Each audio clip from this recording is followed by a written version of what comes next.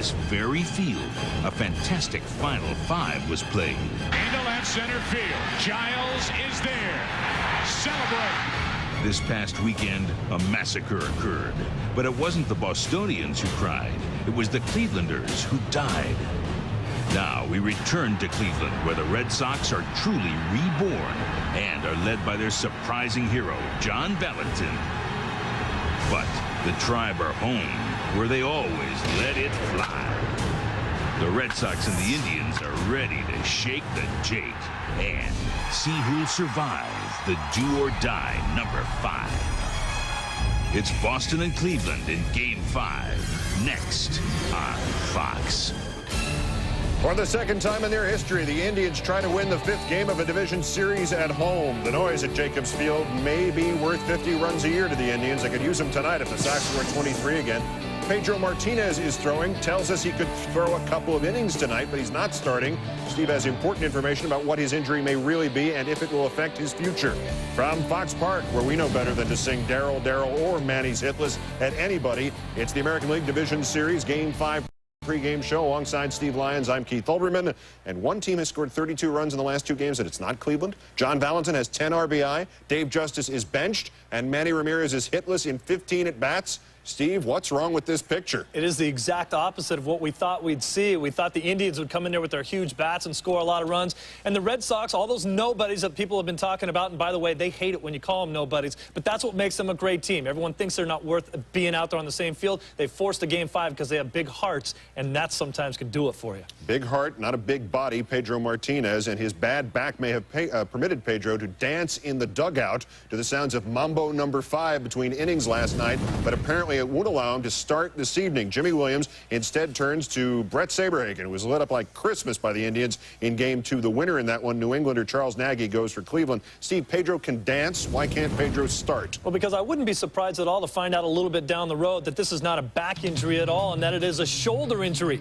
Maybe the same shoulder injury that put him on the DL right after the break. Check this out. Game 1, 4th inning, a 96-mile-an-hour fastball that strikes out Jim Thome. Right after that, what is that move right there? That's a move of some guy who's hurting a little bit. He faced 2 hitters after that. He faced Baines and then Justice. He only threw 2 fastballs to both of those guys. Neither of them reached 90 miles an hour, and he got them out on changeups. Granted, he has a great changeup, but it looked like the kind of guy who said, I can't get my fastball up there anymore. This guy's worth $12 million a year. I do not pitch him if I own or run the Red Sox at the risk that I ruin him for a long time after this. So I wouldn't be surprised to see him shut down for the rest of the year if he doesn't get better. Yeah, this gesture either means you're hurt or you're landing planes. Yeah, because I didn't see any flashlights in his hands, or he wasn't doing that 2-finger point like this. Nothing. From the NL playoffs, late word that cookies crumble will cost him a 5-game suspension. Mets third base coach Cookie Rojas, who shoved ump Charlie Williams over that foul ball in the 9th inning, has had his fortune written for him. He will sit for 5, raising the interesting question, what happens if the Braves sweep the Mets in 4 in the NLCS?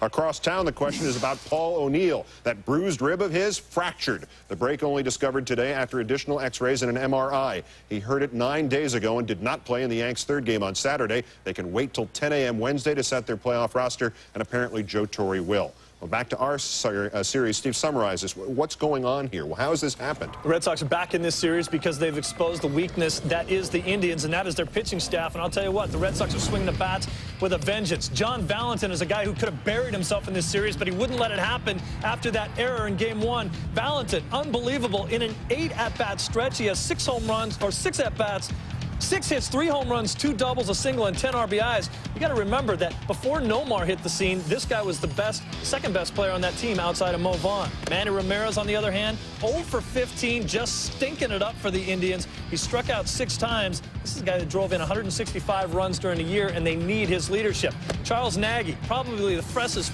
pitcher that either team has going. He's a Red Sox killer. He's 10-1 lifetime against these guys, and when he doesn't get the strikeout with balls low and away, he gets the ground ball double plays. He could be the huge key to this Game 5. Brett Saberhagen will go for the Red Sox. Saberhagen's going because he's a warrior, not because he's the same pitcher that won a Cy Young in '85 and '89. He's the only guy the Red Sox have left. They're going to hope that maybe Derek Lowe can come back and pitch a couple more innings as well because he's spent. But no, Alomar, Vizquel, and Harold Baines just ate Saberhagen up in this last game that he pitched. But bottom line, Sandy Alomar Lofton, Justice, Tomey, and Ramirez in a deciding game since 1995. All of them together hit under 200. They have to break out if they want to win this game. All right, when we continue, a team down 0-2 rallies to force a fifth game. What happens then? We'll look into that. And we'll look at Brett Saberhagen. 5 hits, 3 walks, 6 runs, and 2 2/3 in Game 3. What happens tonight? Stand by. A team has come back from down 2-zip to force a fifth game in a best-of-5 series. The Red Sox, the latest of the undead. History suggests their odds are decent tonight. 4 of the 7 teams previously in this situation have won Game 5.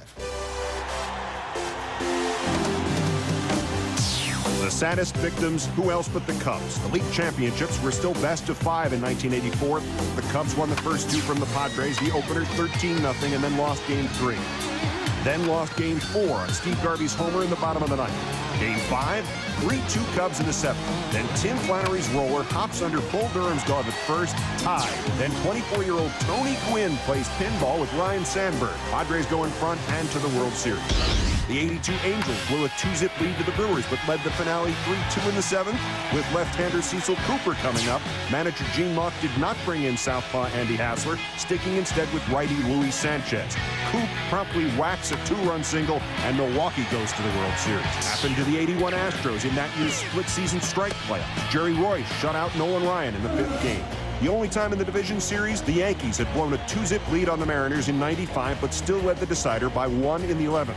Instead of going to closer John Wetland, Buck Showalter let Jack McDowell start his 3rd inning of relief. Edgar Martinez relieved the Yankees of any further season. Here comes the tying run, and here comes the winning run. Home teams win Game 5. Is the crowd at Jake tonight a factor? If you had asked me this a couple years ago, I'd have said no, but in the '97 playoffs, I watched that crowd at the Jake carry this team past the Yankees and the Orioles. They are the best fans in baseball when they have to get loud. All right, only the 3rd Game 5 in the history of the division series is next. Joe Buck and Tim McCarver standing by at the Jake. We'll see you afterwards. Now, please let it take you out to the ball game. Who would have thought when these 2 teams left this city on Thursday that this series would even think about coming back here for a 5th game? Well, it's a real credit to Jimmy Williams and the Red Sox for the abrupt U-turn they've taken in this series. There's one question that's left. Will the most dominating pitcher in the game, Pedro Martinez, be available to Jimmy Williams tonight? I think the important thing to keep in mind is what it's not. It's not an elbow and it's not a shoulder. It's a pulled muscle under the right shoulder blade. And what will determine whether Pedro Martinez pitches tonight or not will be whether he can withstand the pain when he throws the ball, because there will be no further damage by pitching tonight. Well, if it's bearable for Pedro Martinez, it might not be bearable for the bats of the Cleveland Indians. Joining us for tonight's telecast is the 3rd member of our broadcast crew. Happy to have him with us. Let's go down to Bob Brenly. Thank you very much, Joe. Both teams went about business as usual today in pregame warm-ups. The Red Sox very professional, very businesslike. The Indians very loose and loud. If the Indians needed any added motivation, they figured to get it from the home crowd here at Jacobs Field tonight, much like the Red Sox did last night at Fenway Park. There's a reason these guys play for home field advantage in the postseason. 12 of the last 13 winner-take-all games have been won by the home team, including the last 6 in a row. All right, Bob, thank you very much. And as we say goodbye for just a moment, get ready for Game 5, the deciding game, winner-take-all. Winner get a chance to go to the ALCS to take on the New York Yankees. Game 5 next on Fox.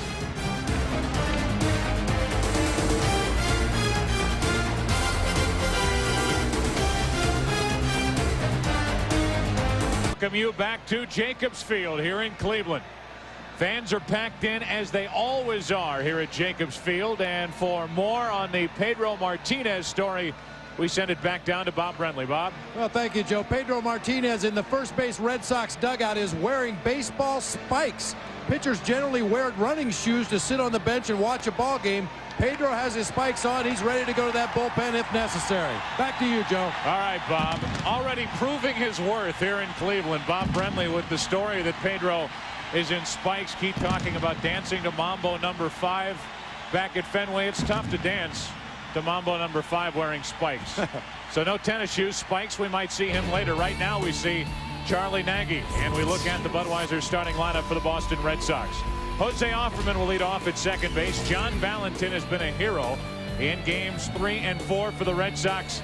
He's at third base batting second. Then Brian Daubach, the DH. Nomar Garciaparra is at short. Troy O'Leary's in left with Mike Stanley at first. Jason Varitek catching. Darren Lewis is in center, and Trot Nixon, the rookie, is in right field, batting ninth. We look now at the defense for the Indians. Will Cordero will start in left field. David Justice was penciled in about an hour and a half ago. He came up with a stiff neck. So Cordero in left, Lofton in center, Ramirez in right. Travis Fryman with a bad knee at third base. Omar Vizquel at shortstop, Roberto Alomar. Those two are the best in the business, or at least as good as the two with the New York Mets. Jim Thome at first base, Sandy Alomar behind the plate, and Charlie Nagy working on 3 days rest. He has never worked on 3 days rest during the regular season. He did, however, pitch in postseason one time on 3 days rest. 10-1 lifetime against the Red Sox. With an excellent earned run average, that includes 3-0 in postseason. Having fun with Charlie Nagy. He is a rock and roll pitcher. If he doesn't get rollers, he gets rocked. Refuses to use the middle of the plate for strikes. He'll be working down in the strike zone if he's effective, in and out. And he's improved his velocity, I beg your pardon, as his velocity has decreased with fatigue. So working on the fourth day tonight could be an advantage to Charlie Nagy, because he's a sinker ball pitcher and not a power pitcher. And sinker ballers need to be a little weak to keep the ball down. This broadcast also available in Spanish by utilizing the SAP button on your television. By the way, who didn't have a stiff neck in the field for the Cleveland Indians in last night's game in Boston? Yeah, but you couldn't replace all of them. With a 23-7 win for the Red Sox, and this crowd is already going nuts. Nagy ready to work to Offerman with Valentin and Daubach to follow. Game 5 underway, and a one-hopper to Vizquel. One down.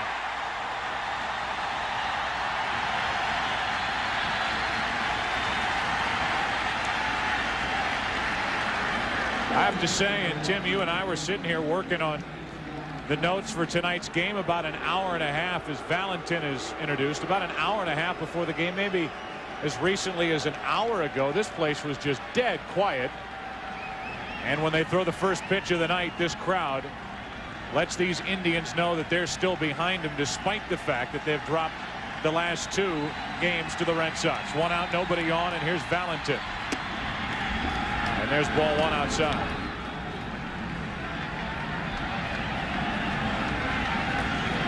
Daubach waiting on deck. Nagy took care of the first, and he got a roller. A one-hopper to the shortstop, Vizquel. 2-0 on Valentin. If baseball's a game of peaks and valleys, well, Valentin has been to Everest and Death Valley during this playoff series. 2 crucial errors and a dynamic offensive performance, particularly yesterday. 2 balls and a strike. Garciaparra, who sat out game 3, got a hit in game 4 last night, is in the lineup tonight for Jimmy Williams.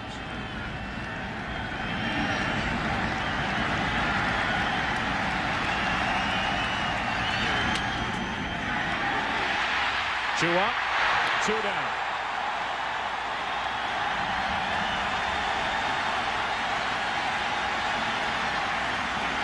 Good sign immediately for the Cleveland Indians and their fans. 2 ground balls thrown by Charles Nagy.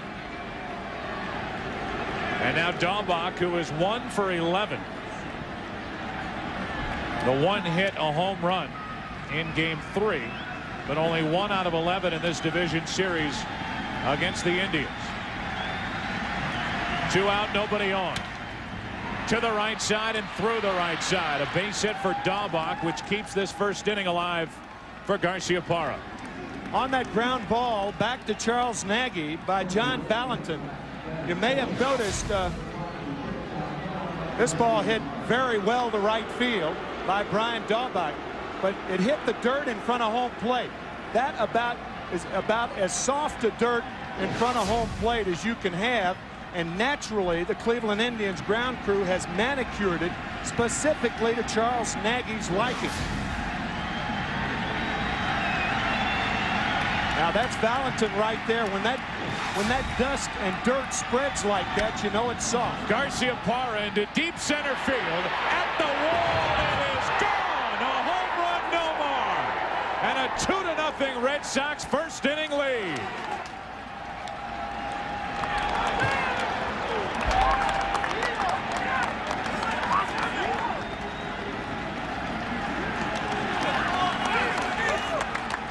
As he did in game 1 here at Jacobs Field, a homer in his first at bat.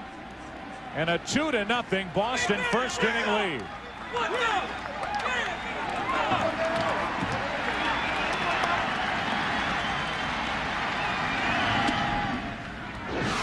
That home run hit almost in the exact same spot as Garciaparra hit the ball off of Bartolo Colon in game 1 last Wednesday night. How soft is the dirt out beyond the wall in center field? We go back to game 1. Bartolo Colon delivers. Garciaparra delivers. And you're right. I mean, it is almost a carbon copy of what just happened. It was a solo blast to lead off the second inning in game 1. And Garciaparra, with that bad right wrist, sat out game 3, as I mentioned, got a hit last night, and hits his second homer of this series to put Boston out in front. O'Leary takes one over the outside corner, 2-2. You brought up an interesting point, though, Joe. If you hit it above the dirt, you don't have to worry about it, right? Forget the dirt.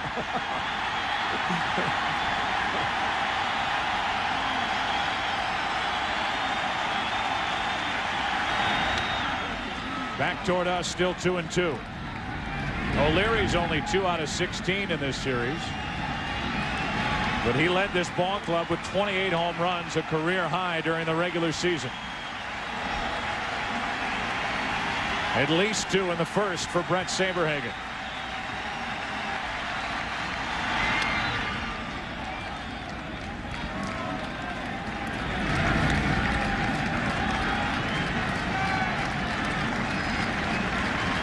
Two balls, 2 strikes, 2 out. 2 runs home for the Red Sox.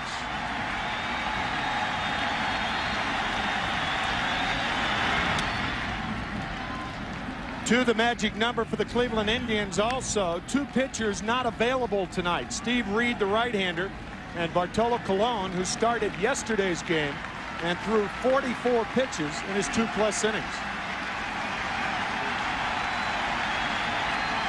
Another 2-2 pitch to O'Leary. And a full count with Stanley waiting on deck. Nomar Garciaparra, who led the American League with a .357 average during the regular season, puts Boston out in front.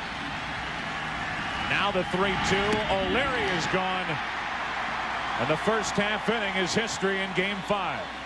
Damage done. Nomar Garciaparra, a shot to center field.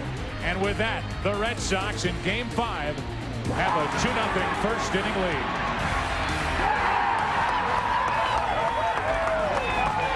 Told Nomar Garciaparra at the All-Star game, you're the man now with the Red Sox. Well, there is no doubt about it, at least with a bat in his hands.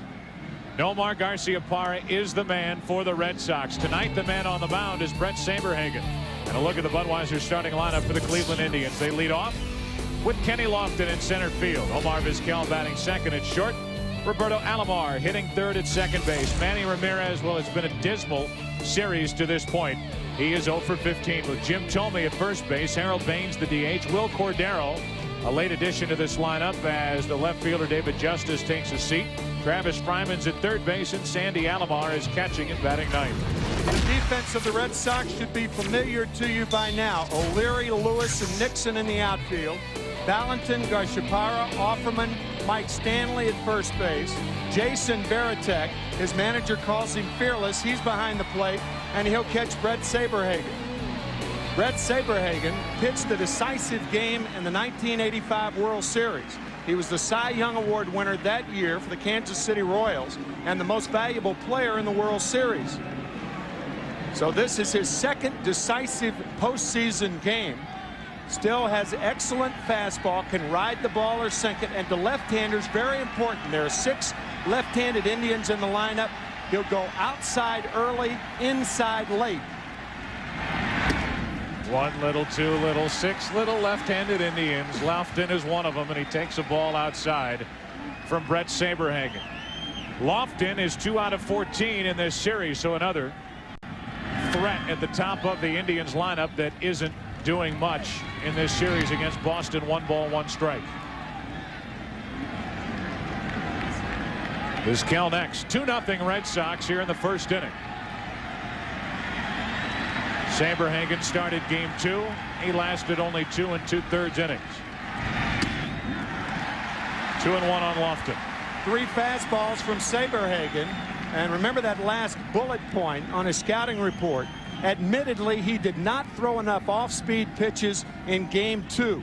That was the game where he gave up 7 runs, walking 3 in an inning. Highly uncharacteristic for Brett Saberhagen. It was also a day in which the Indians won 11-1, and it looked like it would be 3 and out for the Red Sox. And here we are in game 5.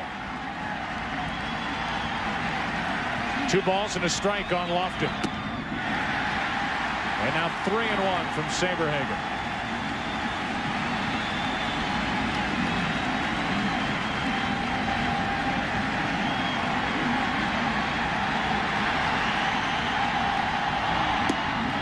Good start for Cleveland.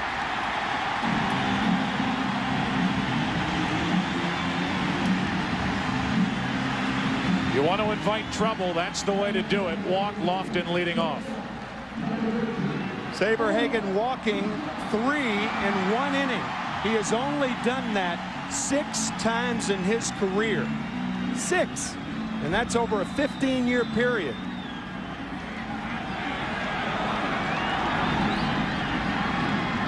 Here's Vizquel. 4 out of 16 in this series, 2 RBIs. Batting in that all-important spot in front of the Thunder in this Indians lineup. Saberhagen, a 2-time 20-game winner, 2-time Cy Young Award winner. A guy who sat out all of 1996 with shoulder trouble. They had Lofton leaning, but the throw not close. No tag applied. Let's go down to Bob Brentley. Bob. You know, Joe, Kenny Lofton, obviously a base stealer, spent a lot of time with the Cleveland Indians training staff right before the first pitch of this ball game, stretching out his legs. He should be ready to go. He stays put. Vizquel drops down a bunt. They'll let it roll, and a wise decision by Varitek as he picks it up foul. And back to first is Lofton. I think Mike Hargrove's arguing that Varitek may have touched this ball, but he went after it. Did he touch it? No. Once you go after it the first time, you can't come back and expect to get it the second time. He goes after it and now elects to let it roll foul. Mike Hargrove is talking to home plate umpire John Shulak, but clearly that ball was foul. He didn't touch it. And now Jimmy Williams is going to walk out to the home plate umpire John Shulak and say, look, what's he running out there for? I'm going to come out and have my say. And Shulak at least hears it from Jimmy Williams, and now Jimmy Williams hears it from the crowd here at Jacobs Field.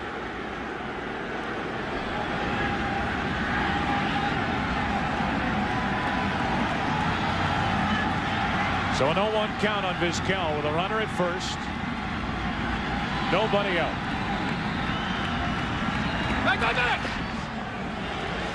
And you can hear first base coach Brian Graham screaming at Lofton to get back.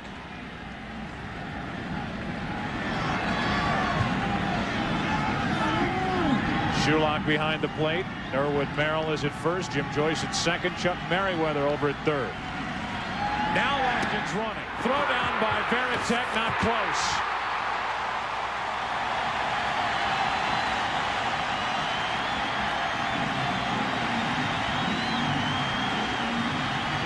Roberto Alomar ran on the first pitch against Pedro Martinez in game 1. Kenny Lofton runs on the second pitch against Brett Saberhagen. Bob Brentley alluded to the fact that Lofton was ready, and boy, did he ever show it with that steal. First 3 guys in the Indian lineup, all burners. Lofton, who struggled with a right hamstring problem in July, then a lower back strain. Off and running in the first inning, and now Vizquel hits it fair down the left field line. Lofton will score into second with a double. Vizquel, it's 2-1.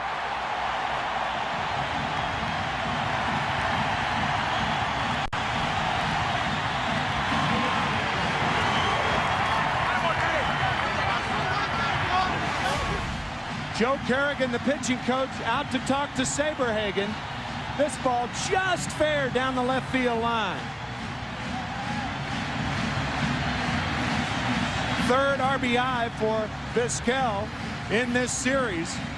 And if you're thinking about pitching Pedro Martinez, no time like the present to have him warm up. But one thing you don't want to do is bring him in when the Red Sox are trailing, either tied or ahead. Well, the tying runs at second with nobody out. Martinez still seated in the dugout. And now you face Alomar, Ramirez, and Thome. A walk, a steal, an RBI double. And Alomar, who is 6 out of 15 in this series, 3 RBIs, hits third in this Indians lineup.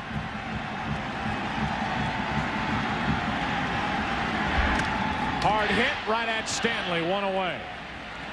Good base running by Vizquel. Stays close to second, then back to the bag. He's there with 1 out. Even the out, the first out for Brett Saberhagen is a bad sign. A rocket caught by Mike Stanley. And you're right, it was good base running by Vizquel.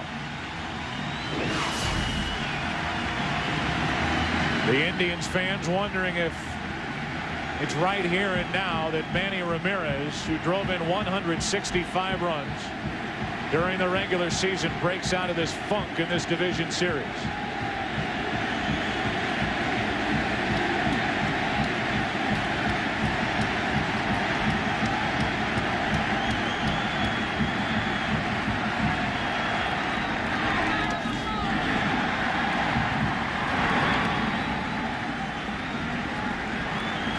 Four games for Ramirez in this postseason. 0 for 15, no RBIs.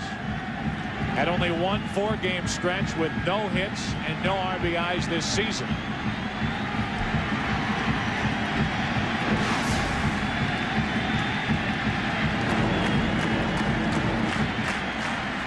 The 1-0. Right down the middle, 1 ball, 1 strike, and Saberhagen got it up there at 91 miles per hour.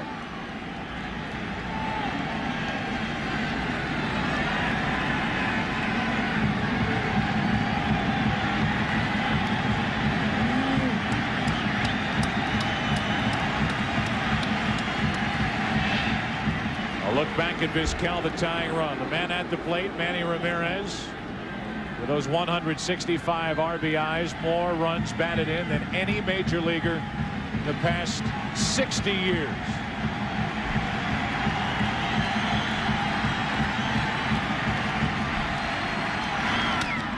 Pops it up. Shallow right, easy for Nixon. 2 out. And now it takes a hit from Thome to tie this game. Ramirez now 0 for 16. A perfect pitch to Manny Ramirez. That's what American League pitchers try to do. Crowd him. You see how he brings the hands in, hits the ball a little above the trademark, and pops weakly to the right side. Perfect pitch by Saberhagen. Those are the types of pitches where you want the hitter to put the ball in play and not foul it back. Now a postseason pain in the neck for opposing pitchers. Jim Thome digs in. 14 career postseason home runs in 49 games.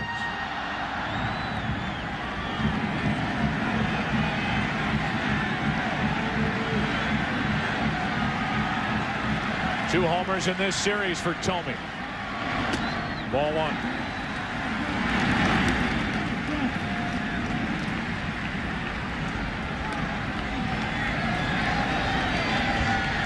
No dancing at the moment for Martinez, just support for the veteran Saberhagen, a 35-year-old right-hander.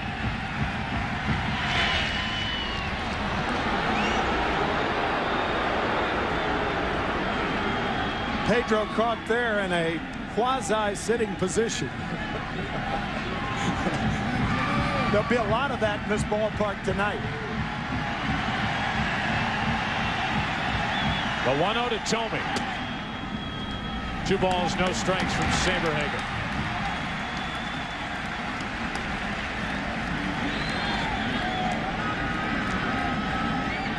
Jim Tomey, who led the league this season in walks and strikeouts.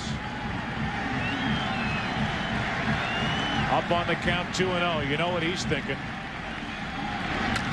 That into deep right center. Forget it.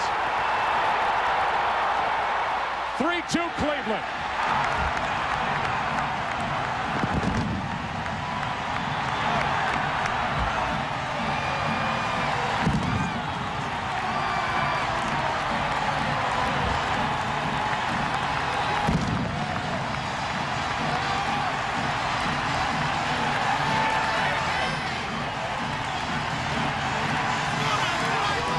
There is no doubt in my mind that Jim Tomey was looking for a changeup on the 2-0 count with first base open. He got it and hit a rocket. My goodness, he hit that ball a long way. The crowd wants to see Tomey again as Saberhagen looks at Baines. There was absolutely zero doubt.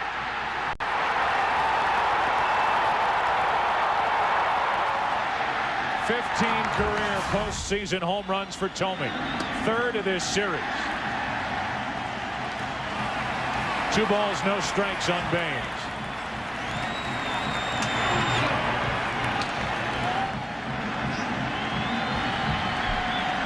Two out, bases empty, and Baines swings and misses and shoots the bat down toward Mike Stanley. If you think that last home run by Tomey was long, try this 511-foot home run on July 3rd on Blake Stein of the Kansas City Royals. It is the longest home run measured in the history of Jacobs Field, which has been around since 1994. Joe, that one he just hit wasn't that far behind it. 477 feet. Baines rolls one over to Stanley, and a loud first inning is over. Garciaparra went deep for Boston. Tomey goes deep for Cleveland. What a start to Game 5.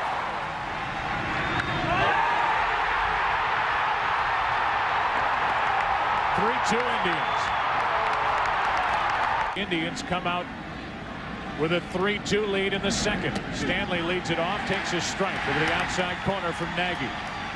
It'll be Stanley, Varitek, and Lewis for the Red Sox, who now trail by 1. Mike Stanley has had a terrific series. Saw the average. He is 10 for 16.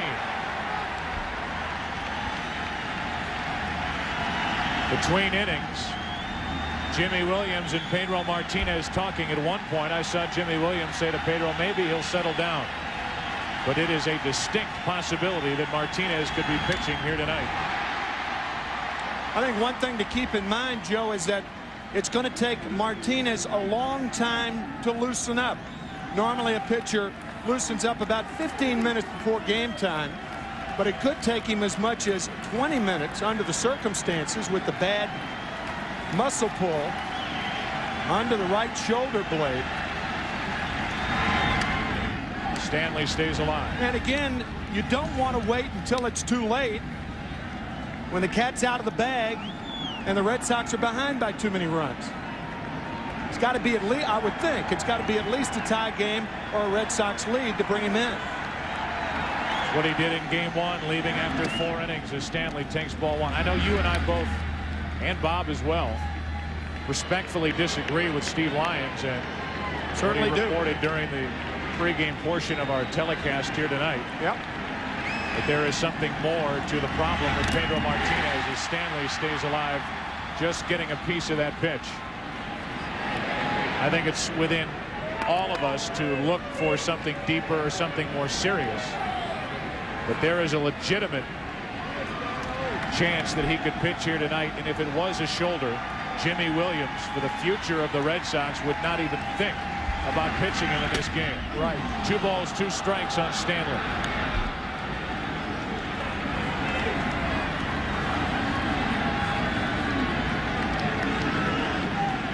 Stanley, the number 6 hitter in this lineup, strikes out, 1 away.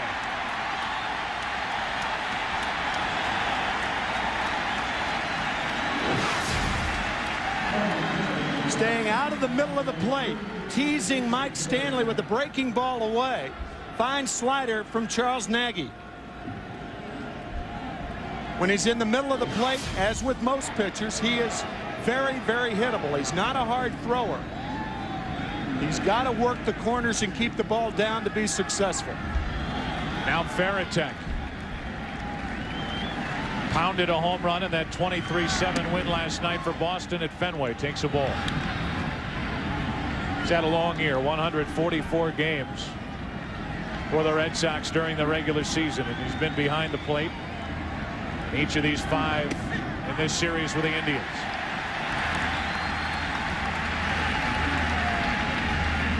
This series, the bottom of the order for the Red Sox. Dismal in the first 2 games and absolutely on fire in the last 2. The 1-1.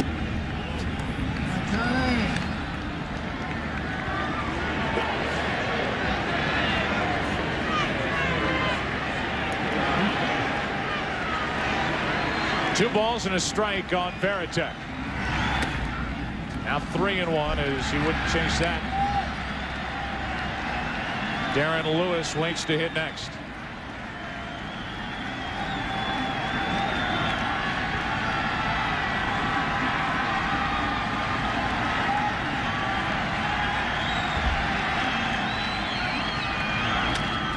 Up the middle, Alomar to his right.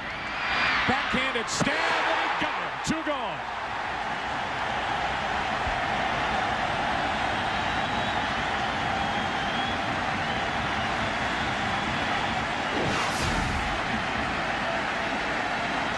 Best second baseman I've ever seen. He adds a new dimension to second base. Range.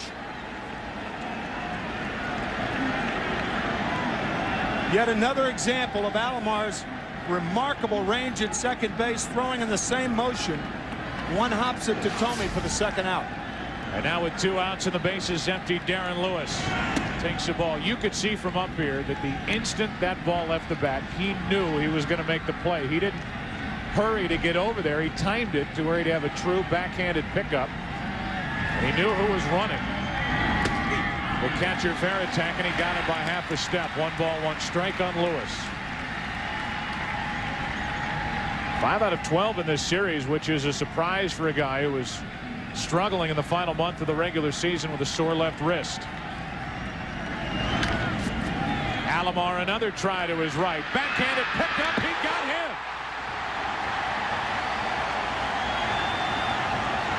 Roberto Alomar.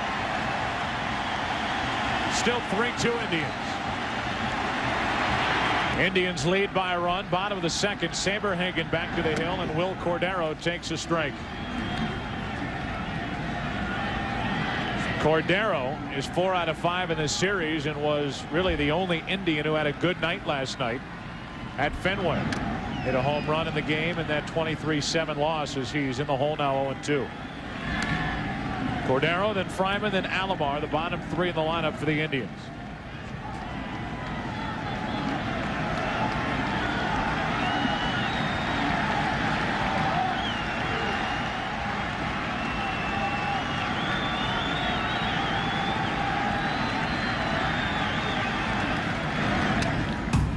Good rip by Cordero, still 0-2.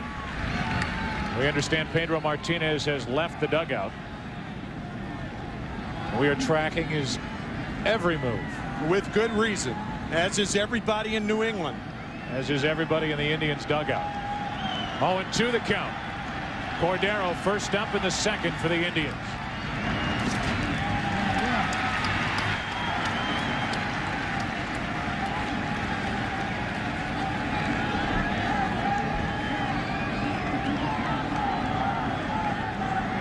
Cordero, who broke his left wrist on June the 8th. Only in 54 games this year for Cleveland. Takes ball 2.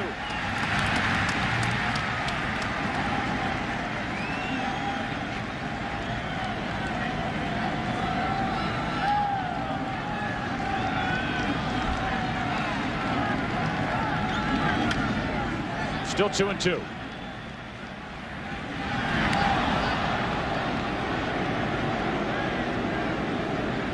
Boston Red Sox have been swept out of the playoffs 2 of the last 3 years. Go back to '95, they were swept by Cleveland in the division series. Last year losing 3 games to 1. The hands of the Indians. Tied 2 games apiece here in game 5, and Cordero into left field. Into the corner and off the top of the wall. Well played by O'Leary, and Cordero can manage only a single on a ball that nearly left the park. O'Leary, who's used to playing that green monster in Boston, played that like this was his home ballpark. From a defensive standpoint, the Red Sox are superior. They have a very, very good defensive outfield, as shown right here by Troy O'Leary. 1 hop off the wall to hold Cordero to a single. The Indians, on the other hand, with Cordero in left and Ramirez in right, are not strong. You have a limping Travis Fryman at third base, and Sandy Alomar Jr. behind the plate, has only played 37 games. 6 operations on that left knee. Fryman gets into one into left field. At the track, O'Leary looks up. They rule it's off the top of the wall. In to score is Cordero. Into second with a double is Fryman, and now we'll get an argument. That ball's got to be out of the ballpark, doesn't it, Joe? It landed softly when it came down. Had it hit the wall, it seems to me that it would have carried him back a lot harder. Or did it carry him about a foot above the wall? Get another look at it on the replay. That ball's gone. That ball's behind the yellow line. Yeah, the way I judged it was the way it came back. It came back in a fluffy fashion.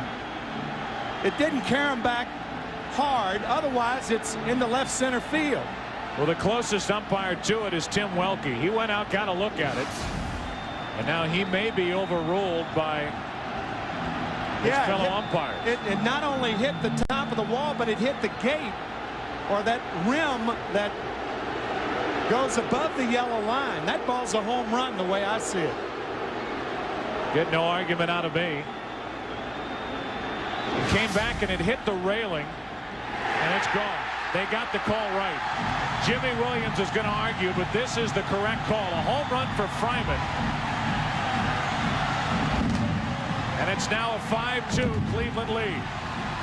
Jimmy Williams will argue, and his argument will be this: Tim Welke was the closest one to it. And now the umpires on the infield and the guy down the right field line are going to overrule him. But the umpires got the call right.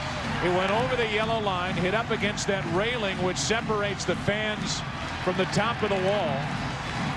And the home run for Fryman is his first in the postseason.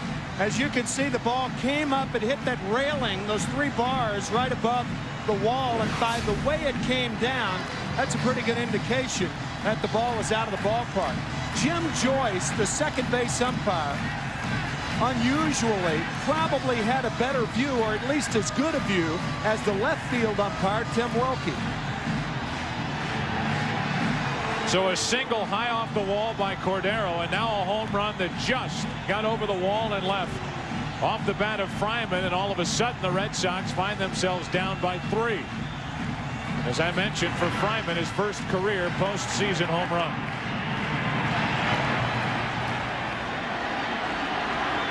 And now Jimmy Williams out to the mound. He's going to make a pitching change, as he did in last night's game 4. Derek Lowe will enter. A pitching change here in the second, as the Red Sox had to make in game 4. Cleveland up by 3. Debated all we want up here in the booth. Let's go down to the field, listening to Brian Graham, first base coach of the Indians, and Mike Stanley. Home run. That's a home run. It hit on top of the bar, didn't it? I thought it hit the yellow line. Oh, I thought it hit the bar and went up in the air. I thought it hit the yellow line. It was kind of like a cushion. It was kind of a cushiony bounce, I felt. I thought it hit the bar and went up in the air. It was a home run. Brian Graham was exactly right. It hit that bar behind the yellow line. Fryman goes deep, and it's 5-2 Indians. Yeah, Joe, I think they were both right. I think Mike was right. It hit the yellow line and then the bar. That cushiony coming back to the field. The 0-2. Let's go down to Bob Brenly. Bob. Well, you know, Joe, a similar exchange on the third base side. Jeff Newman, the third base coach for the Indians, consulting with John Shulock, the home plate umpire, on his way out to consult with Jim Joyce and Tim Welke. By the time Shulock got out there to the consultation, he ruled home run. All right, Bob. So who says these base coaches do nothing? Jeff Newman, who goes through the signs, I would say has a more valuable job than the first base coach, but first base coaches around Major League Baseball now screaming at their televisions. One out after Alomar struck out. And we go back to the top of the order. Lofton, who walked, stole a base, and scored a run in the first inning, digs in, and that's strike one. Tim Welke, the left field umpire. That's why you have umpires down the lines in postseason play, usually closer to plays on the wall. Jim Joyce, because there was a runner on at first base, was inside the second base line. Now right here you can see Jim Joyce would have an easier time identifying a home run in that area, but still had a pretty good shot on a ball hit in the air because he was racing toward left center field. Lofton pops it up. Offerman back to get it, and they leave him alone. 2 out. Derek Lowe, the right-hander on the mound for the Red Sox, has pitched extremely well in this division series and is making a name for himself. With those in baseball who are watching him work in this postseason, he does have a win and a loss. 2 decisions. You see what he did this season with an ERA of 2.63 in 74 games. Also saved 15 games. He's got a nasty sink to his pitch. Good breaking ball. Get it up there around 90 miles per hour. The 1-0 to Vizquel is in for a strike. 1 ball, 1 strike. Overall in this series, Lowe is 1-1 with an ERA of 1.42. Only 1 run in 7 innings now. 2 balls and a strike on Vizquel. In game 1, he came in the game after Pedro Martinez left in the 5th inning. And then in the 6th, with 2 out and nobody on, Valentin made the throwing error. Then Jim Thome had the home run. That was the only hit the Indians got off Lowe in that game. On 3-1, Vizquel grounds to first. Stanley makes the easy play, and the inning is over. But another home run, another 2-run shot. Travis Fryman goes deep, and after 2, 5-2 Cleveland. Now here we go, 3rd inning, and the Red Sox come to the plate. Red Saberhagen on your right is finished. Charles Nagy on your left, formerly on your left, now in the center of your picture, works it in, and Trot Nixon takes a strike. The number 9 hitter, then back to Offerman and Valentin. The Red Sox bat trailing by 3 here in the 3rd inning.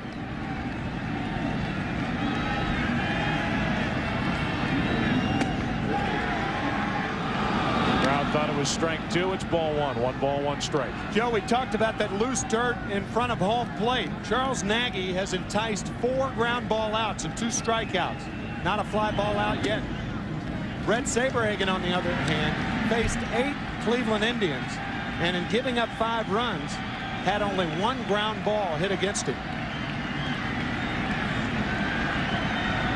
2 balls, 1 strike. Trot Nixon leading off.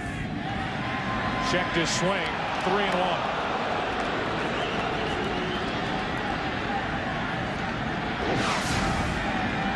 Did Nixon go too far? Nope. On 3-1, Nixon rips it foul.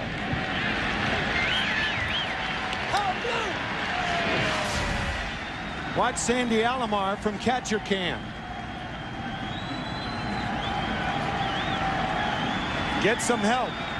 Third base umpire Chuck Merriweather said he did not go around. And now it's full. 3 balls, 2 strikes.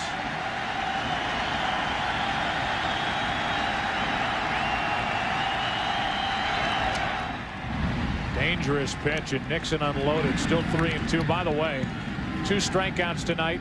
Charlie Nagy is now the Indians' all-time postseason strikeout leader with 55 strikeouts, 1 more than Oral Hershiser.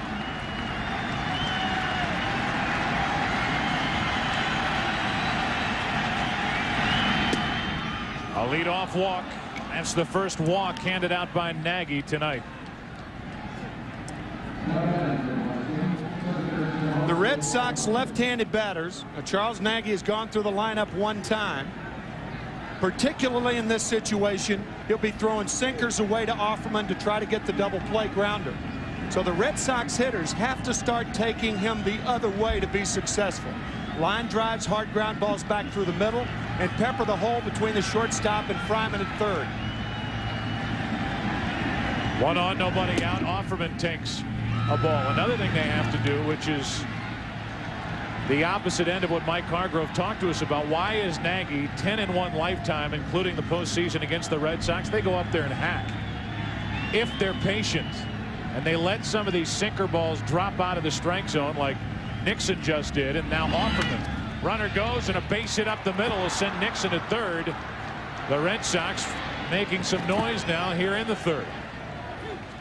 A walk, a single. It's first and third with nobody out. Very brazen of Jimmy Williams to put the hit and run on. 3 runs down. Open it up, says the normally conservative Williams. You can see the look by Nixon, and once he sees the ground ball go through, goes to third easily.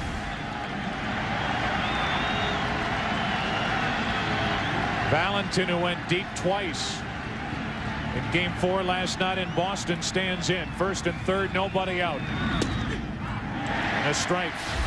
Last night, take you back to the 2 home runs. Got Bartolo Colon. Then he took care of Carcel. 1 into the net, 1 over the net.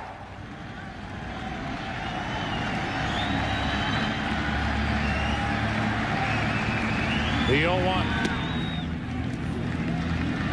1 ball, 1 strike. All 3 hitters in this inning took a strike.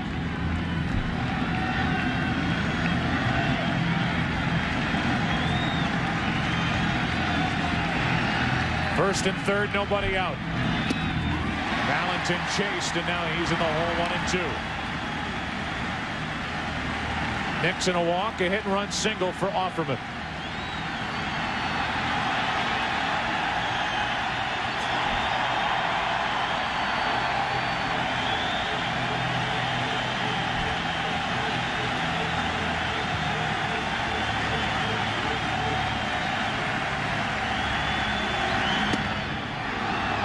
Just off the outside corner, 2-2. That's what that fastball inside did on the first 2 pitches to Valentin. 2 fastballs in, breaking ball away, and now the fastball just misses. Close. 2 balls, 2 strikes. Tying run at the plate for the Red Sox. That's foul. Offerman started and stopped over at first.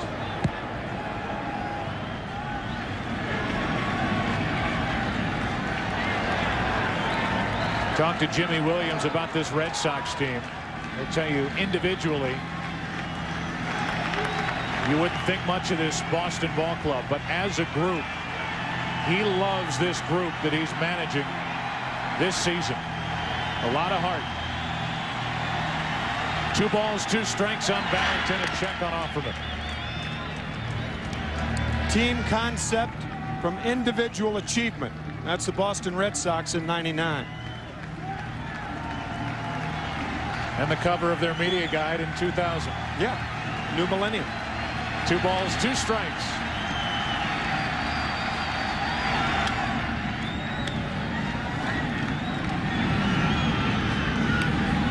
Here's a guy in Valentin who had trouble with the left patella tendon, or tendonitis in that left knee. This time from August 31st, he came back September 23rd, worked his way back in.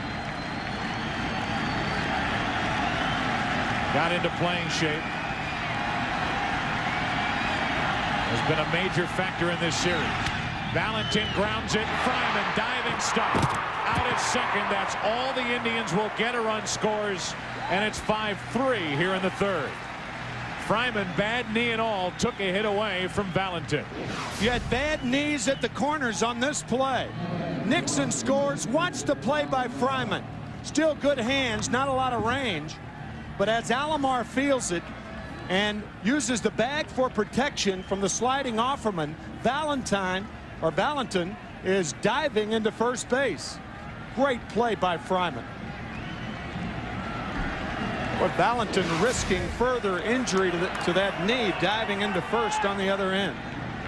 1 on, 1 out, 2-run game. Daubach takes high for ball 1. Daubach a base hit with 2 out in the first inning immediately before the home run hit by Garciaparra. First pitch, a 2-run shot. And the Indians came back with 3 in the first. Cleveland just got 2 in the second. Now the Red Sox get 1 in the third. 1 ball, 1 strike on Daubach. Well, you saw Travis Fryman. Here's John Valentin on the other end, limping down the first base line and then diving into the bag. Sleep in November, I guess. They don't bother to hold against Valentin, who isn't running well, with a left-handed batter at the plate, and the 1-1. 2 balls, 1 strike on Daubach.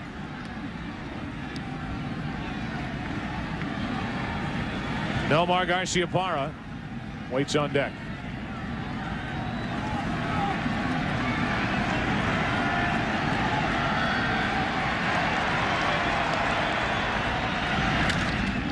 Daubach pretty well hit into left field. Back is Cordero. At the wall. Can't make the catch.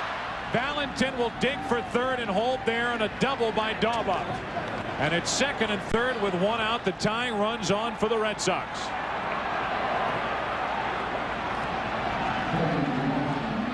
So now the Red Sox, you had Offerman going up the middle, and now Daubach clearly going the other way. We talked about the left field defense of Cordero. Some left fielders would make that play. Guy like David Justice, who has 2 or 3 inches on Cordero, but as we mentioned, there's going the other way. As we said, you try to pull that ball, it's a 4-6-3 double play. But the Red Sox, the second time through, are adjusting to Nagy. And now this presents, with runners at second and third, 1 out, first base open. A 3rd inning decision for Nagy and Mike Hargrove. No one warming up in the Indian bullpen. Obviously talking about putting Garciaparra on here with O'Leary on deck. Yeah, but with O'Leary on deck, O'Leary driving in 103 runs himself on the year. But Garciaparra, they have seen enough of this guy, say the Indians. 11 RBIs in 4 games last year against Cleveland. He missed the Saturday game and played only half of yesterday's game, but a 2-run homer his first time up. And the crowd loves the fact that they're going to walk Garciaparra.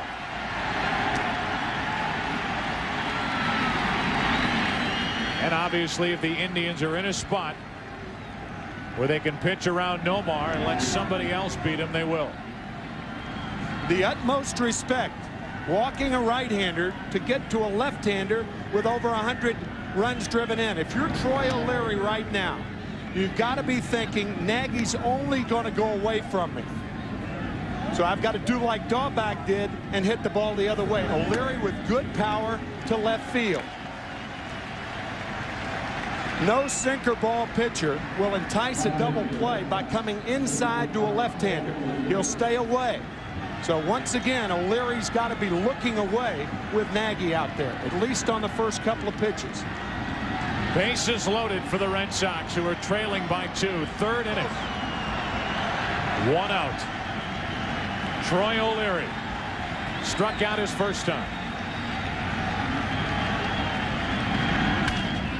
Hits it in the air into deep right center field. Track, wall, grand slam, Troy O'Leary. A 7-5 Red Sox lead here in the third inning. They walk Garciaparra, and Troy O'Leary says, take that. A grand slam, and it's a 2-run Red Sox lead.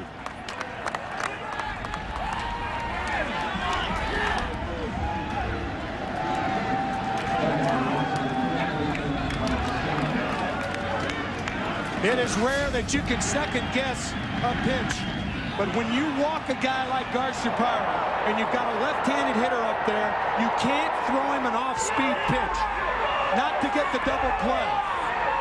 First pitch, a hanging breaking ball to O'Leary. He did not foul it back. He made the Indians pay immediately. Stanley now, who struck out his first time bat, still only 1 out. A 5-run third inning, and 7 runs already for the Red Sox, who scored 23 in last night's victory in Game 4. 2 balls, no strikes. 2-1 on Stanley. Action for the Indians out in their bullpen. The Red Sox have already, as Jared Wright gets loose, the Red Sox have already relieved their starter. Hard hit to third. Fryman plenty of time with Stanley running, 2 out.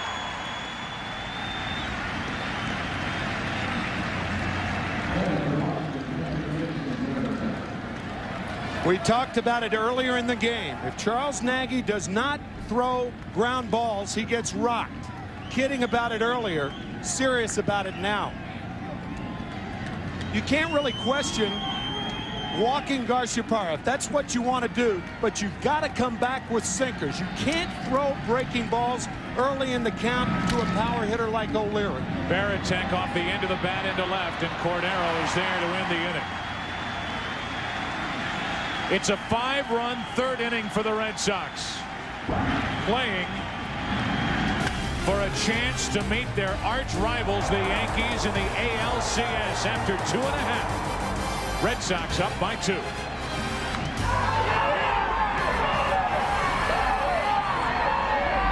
With all the postseason action for the Red Sox, but Troy O'Leary is just connected for the first grand slam in Red Sox postseason history. Into right center field to give Boston a 7-5 lead. We're now in the bottom of the third inning. And Roberto Alomar takes a ball from Derek Lowe.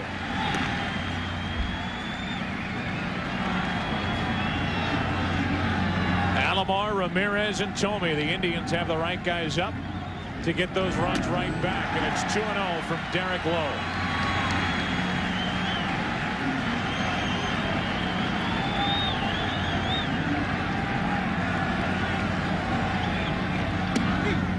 A strike from Lowe, and it's 2-1. The Red Sox, who won the World Series in 1903, 1912, 1915, 1916, 1918, but haven't since, 81 years later, are playing for the right to meet the Yankees in the American League Championship Series. Working in a hurry, Lowe on 3-1. Runs the count full on Roberto Alomar.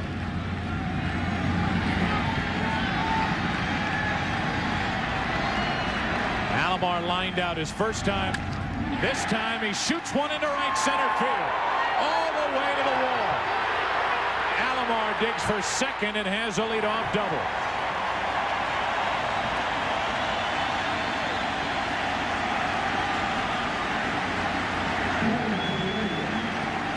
Only a total of 30 runs scored in last night's game. We're already up to 12 tonight. That fastball just rifled into right center field. So many things that Alomar can do on the bases. We've seen his defense back-to-back plays in the second inning. And now on second base with nobody out. Indians only trailing by 2. He'll probably give Ramirez a chance to hit. But he's always a threat to steal third base. And that's what Jimmy Williams is telling Jose Offerman. Hold him close at second. Manny Ramirez takes ball 1. Sooner or later, Manny Ramirez, who's 0 for 16, will break out. It's much later than this. It may be too late. You can see that right side opening up because Offerman is so close to second base. Ramirez with a good stroke to right, too. The Indians need Ramirez right now. 2 balls, no strikes. And now Joe Carrigan, the pitching coach, is going to come out and talk to Derek Lowe.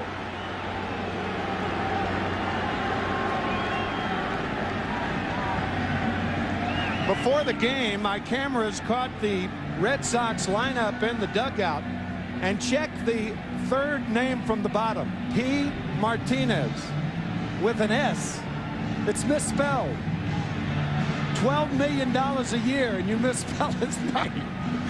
They don't misspell it on the checks, I guarantee you. Nor did that was Grady Little. Obviously, everybody's so excited. It's an easy mistake. Everybody knows who he is, particularly in a gray road uniform. And New England, I might add. Still not in the dugout, not in the bullpen is Pedro Martinez, the 2-0. Into right center field. Ramirez gets his first hit. He knocks home his first run.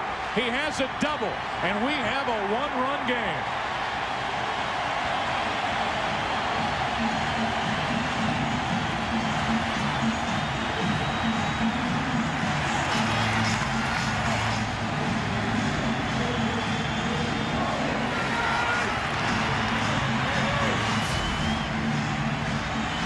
Fastball away, and we talked about the stroke of Ramirez to right field. That's what he was doing in batting practice tonight under the tutelage of Charlie Manuel, the hitting instructor. Puts it into effect and inches the Indians closer. Shot of Clarence Jones, former hitting coach for the Braves, as Tomey unloads on strike 1. Tomey unloaded in the first inning, a 2-run bomb, 477 feet into right center field.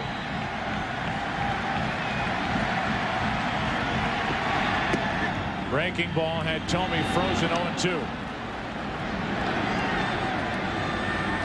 Derek Lowe's out there talking to himself after back-to-back doubles by Alomar and Ramirez. Red Sox lead by 1, tying run at second. Go-ahead run at the plate.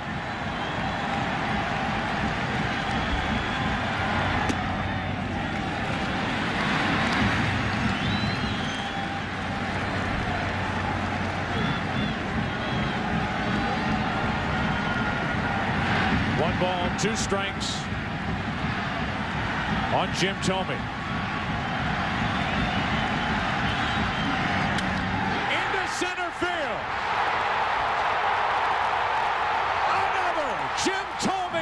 Second of the night, and the Indians lead by 1.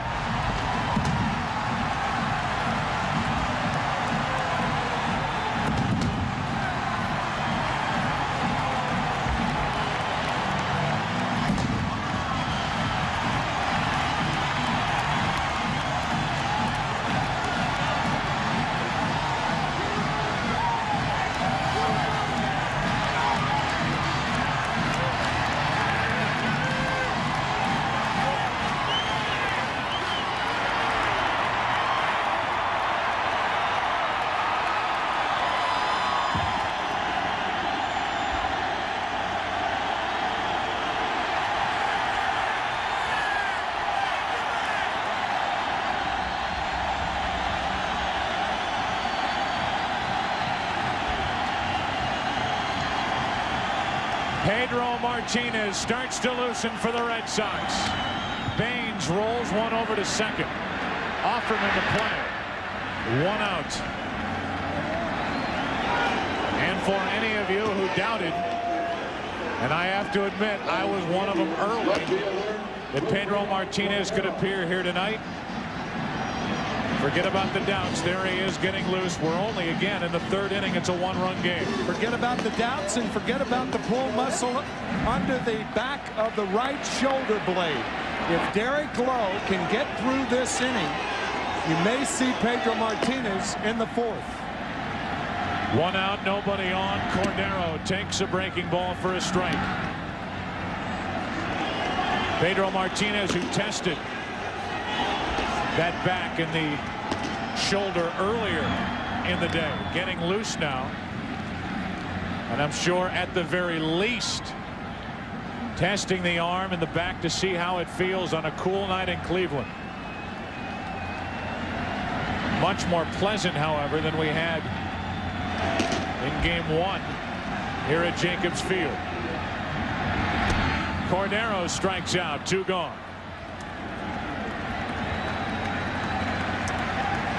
While these two teams absolutely literally pound on one another, the Yankees have to be watching and smiling, knowing that there's Martinez warming up. The Red Sox have pulled their starter Saberhagen after 1+ innings. Last night, Bartolo Colon for the Indians couldn't get through 2 innings. Did throw only 44 pitches.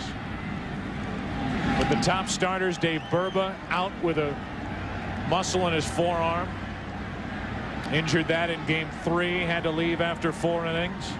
There might not be much left after this series for the ALCS and the defending champion New York Yankees. 0-2 on Fryman. Rod Beck getting loose as well for the Red Sox.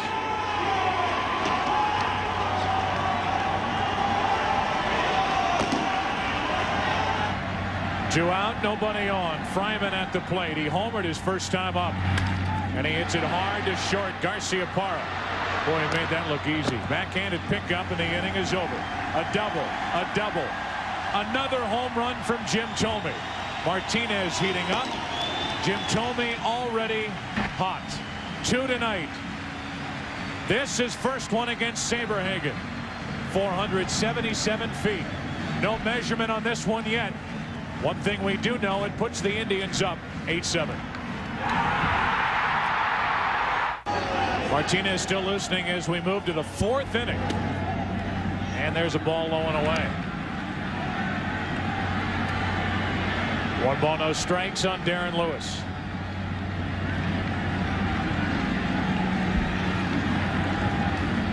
Lewis tonight is grounded out. Takes a strike, 1-1. Already 15 runs tonight combined, 30 runs combined last night, which is a major league postseason record. 45 runs in the last 12 innings played between these two. That's pretty well hit down the left field line into the corner. Cordero gives it a look high off the wall. Another extra base hit. Darren Lewis a leadoff double. Well, it is Monday night. For those of you watching maybe another sport on another network, welcome to some scoring. You made mention of it. Stop laughing. Stop laughing. Well, the Indians went for 2. They're leading 8-7. That's right. I was just going to say. Usually a football team doesn't go for 2 this early in the game. That's right. Well, the Cleveland Browns can only hope they would score like this. The Indians trying to maintain. Now they put a graphic over me, so I have to look down. Outscored 19 of 26 NFL teams. 23 runs scored. There you go.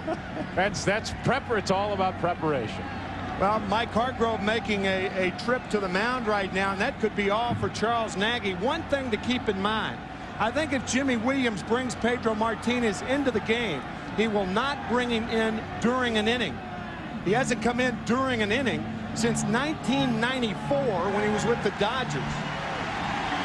So Nagy's out of there, and we'll see who's going to replace him. We'll see if Pedro's going to be the pitcher in the bottom of the 4th. Well, Charles Nagy is finished 10-1 lifetime against the Red Sox. You'd never know it. Pitching on 3 days rest, but he can't go 4. Allows 7 earned runs on 6 hits, and he leaves in favor of a rookie right-hander, Sean DePaula, who started this season at Single-A Kinston.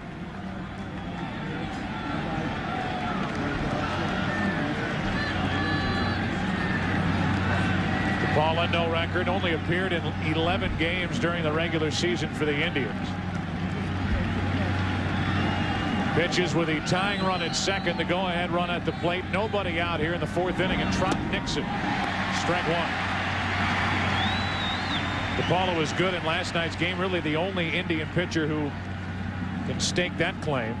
An inning and 2/3, no runs, no hits, 3 strikeouts. And those are his numbers from the regular season. Trot Nixon walked and scored in his only plate appearance so far. See that DePaula throws hard, 94 miles per hour, 1 ball, 1 strike.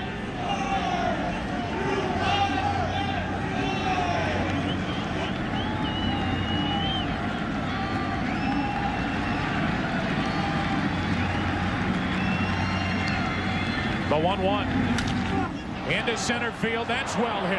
Lofton back at the track, at the wall, caught.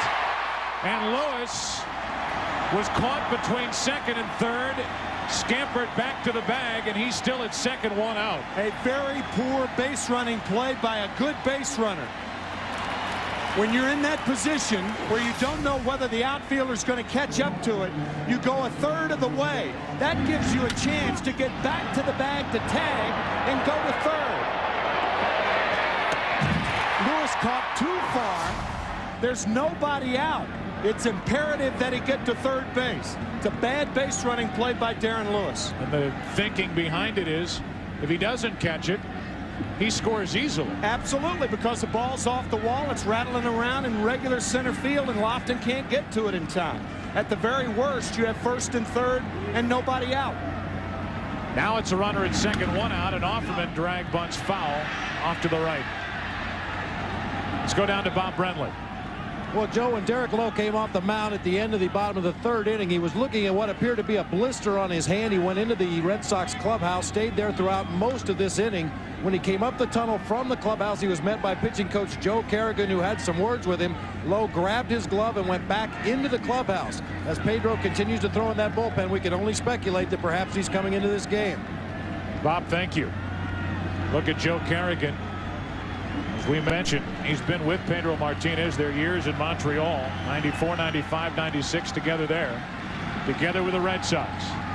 Runner at second, 1 out, and 1 ball, 1 strike on Offerman. A long inning for the Indians in the bottom of the 3rd. A long inning here in the top of the 4th for the Red Sox. What this delay has given Martinez is a chance to warm up like a starting pitcher. Tying run at second. Offerman fouls it away. Strike 2.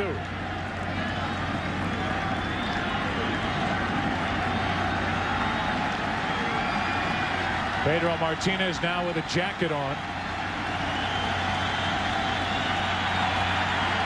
As this crowd comes alive on a 1-2 pitch coming to Offerman.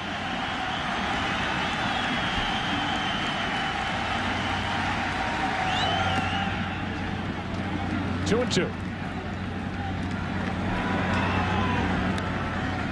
Valentin, one of the hitting heroes for the Red Sox in this series, on deck.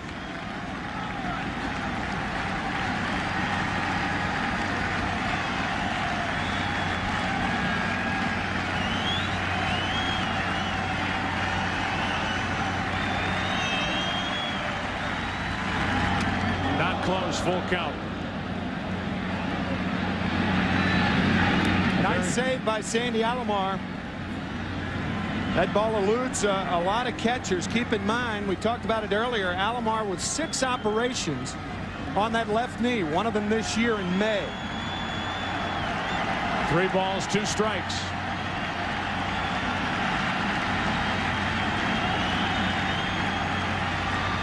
And Offerman wants time. John DePaula basically came out of nowhere down the stretch for the Indians and pitched so well that he was forced into this bullpen for the postseason for Cleveland. And he misses inside to put the go-ahead run on. Now Lewis is caught between second and third. The throw down gets away. Lewis will head to third, and it's runners at the corners with 1 out. Darren Lewis fell asleep on the walk to Offerman. Evidently thought he was forced over to third, started to walk over there. Finally realized that for the moment he was the only one on base. Scampered back, and the throw goes into center. An error on Alomar to put the tying run at third. When Willie Shakes wrote Comedy of Errors, he didn't think he was writing about this game. There have been some ugly moments in this series. Oh, man, this is Little League baseball right here. They had him by 15 feet at second base. First, Lewis wanders off thinking it's a force play. This is after the ball 4. He thinks it's a force and then is caught in between. And now by the time he gets back, the ball's overthrown and he goes to third base. I don't believe it. Now runners at the corners, 1 out for Valentin. So in the end, Lewis is standing at third with 1 out. Just as he planned it, right? Absolutely. Oh, man. A 1-0 pitch. High from DePaula, 2-0. What happens from a catcher's standpoint, you're so startled, you can't believe he's doing it. Alomar waiting a little bit too long. He had 7 errors during the season. This is Sandy's first during the postseason. Man. This is Phil Regan out to talk to his young right-hander. What a spot for a guy who started the season in Single-A. Here he is in Game 5, helping to decide whether the heavily favored Indians will make it to the next round to face the Yankees.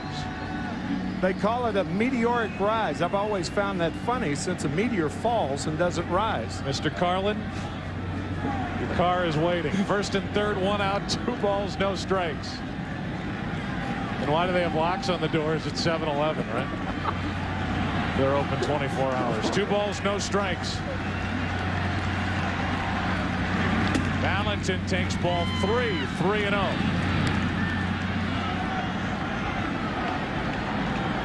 Since the 5th inning of Game 3, 39 runs, 40 hits in just over 15 innings.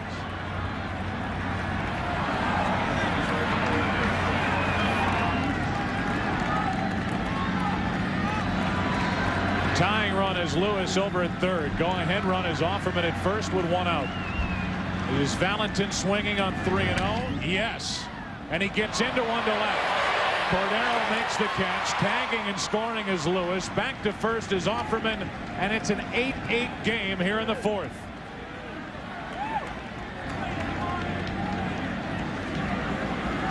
Two base running mistakes, and 3 minutes later he scores the tying run. What an adventure around the bases for Darren Lewis. He should have been on third on the deep fly by Nixon. He thinks he's forced, and now he's forced to come home after tagging at third. Finally, Darren crosses hold.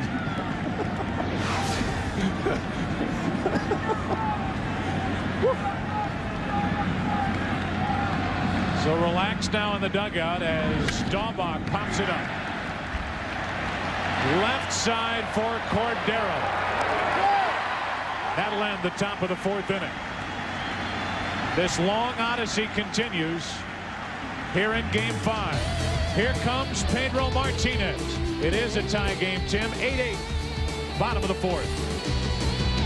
Pedro Martinez will be under the watchful, scrutinizing eye of Joe Kerrigan as he works here in the bottom of the 4th inning. Look at that, Joe. They changed the S to a Z. Finally, they got it right. I guess Pedro had to go out there and show him the name on his back. It is Pedro Martinez with a Z. And with those numbers, everybody in baseball is well aware of who he is. A 2.07 ERA. And we look at the radar gun, 91 miles per hour. This is Sandy Alomar Jr. The number 9 hitter to lead off in the 4th inning of an 8-8 game, Game 5 of this division series. Crowd chanting Pedro as he falls behind 2-0.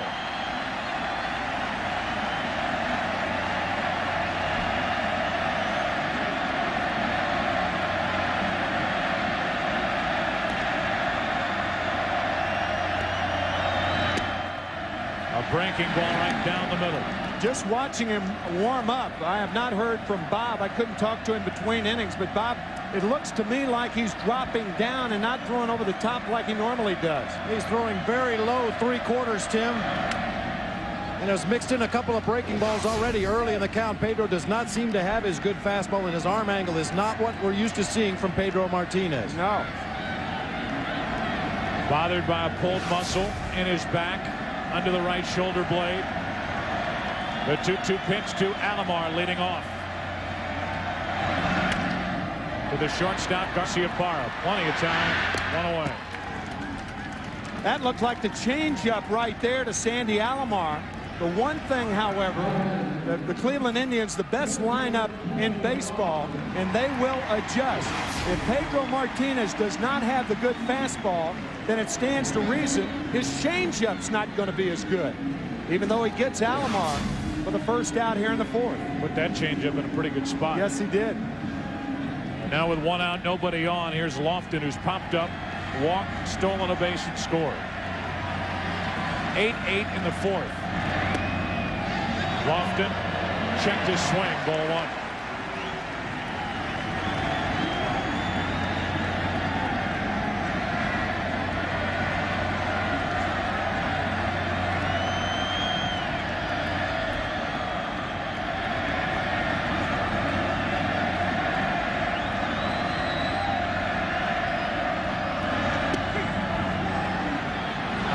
Miles per hour on strike one. He had some pop on that fastball. He was on top of it, and it rode in on the hands of Kenny Lofton.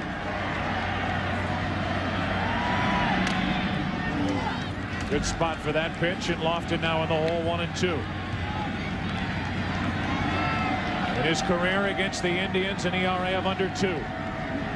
1-0 in the postseason. That was game 1 of this division series a year ago.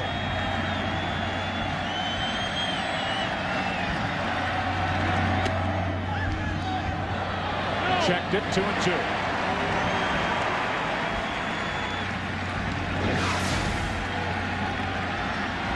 Kenny Lofton held up.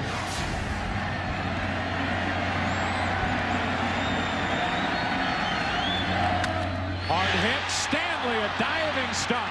Has to feed Martinez. Got him. 2 gone.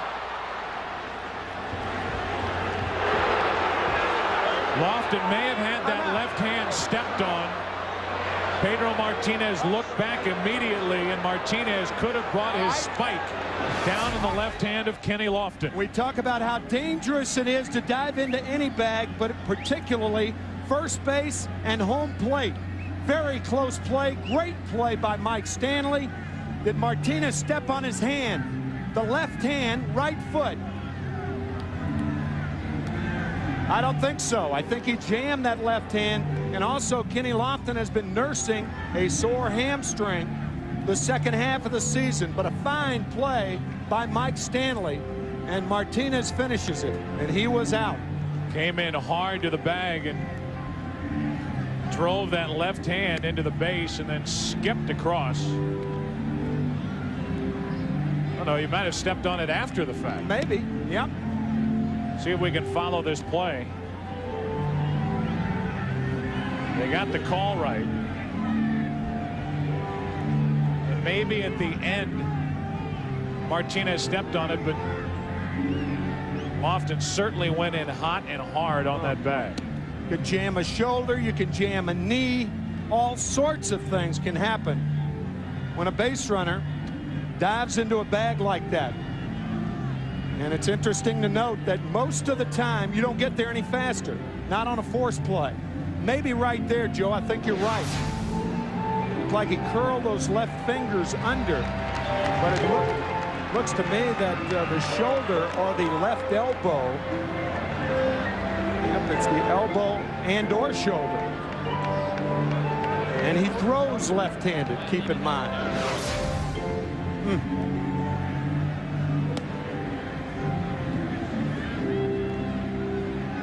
Good call by first base umpire Durwood Merrill. He was out by about the length of an index finger. And I think you can put aside the worries about the hand. I think you're right. It's shoulder or elbow when he came down near the first base bag. and then skipped across it as that left arm kind of gave out.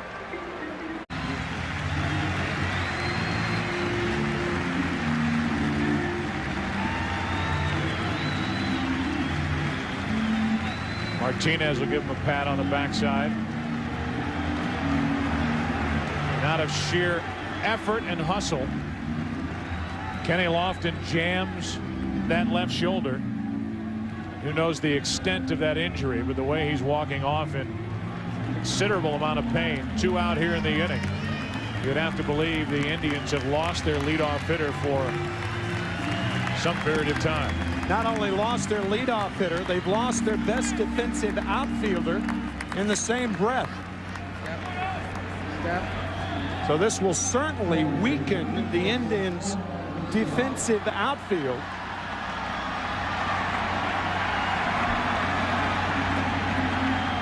Now with 2 out, nobody on, back to baseball, and Pedro Martinez faces Omar Vizquel and misses with ball 1.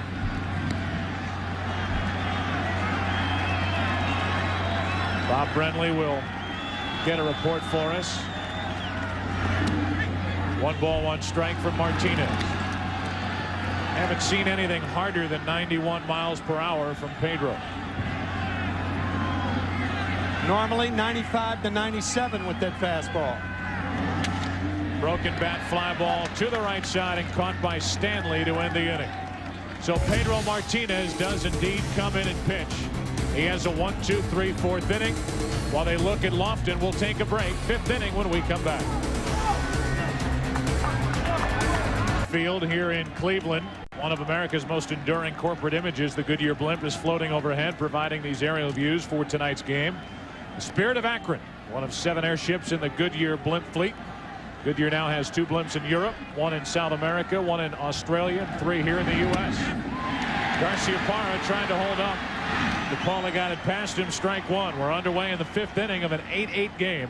Game 5 of this division series between Boston and Cleveland. 2 quick strikes on Garciaparra.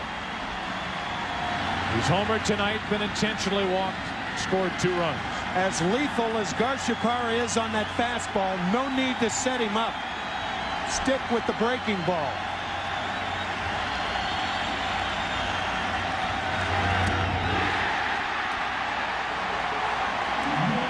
One away.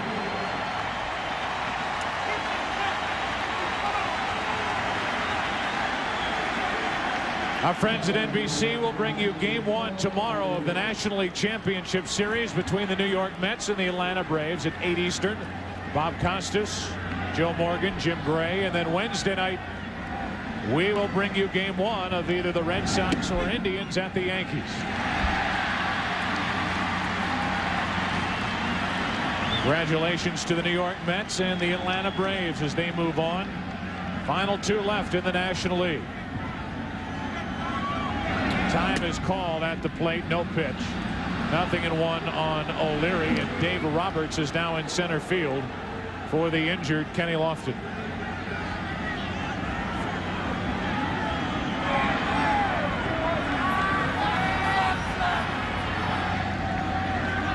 One out, nobody on. O'Leary chops to second.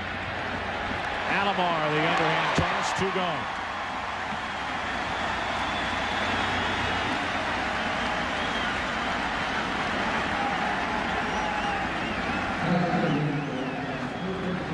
Talk about a disparity in pitchers in the game right now in the decisive game of this best 3 out of 5 series. DePaula not only making the minimum, but making the minimum major league salary for a month. For a month. Facing Pedro Martinez, one of the highest paid players in baseball. Making the Fortune 500 minimum. Yeah, right. Man. 2 balls, no strikes on Stanley.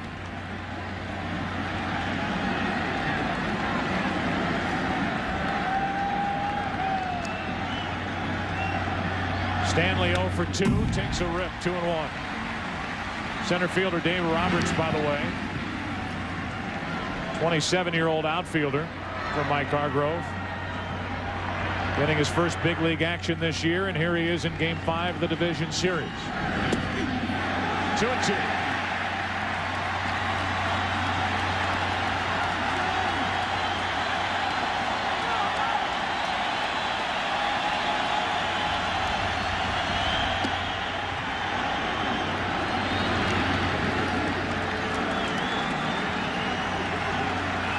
The Red Sox threaten to go in order for just the second time tonight.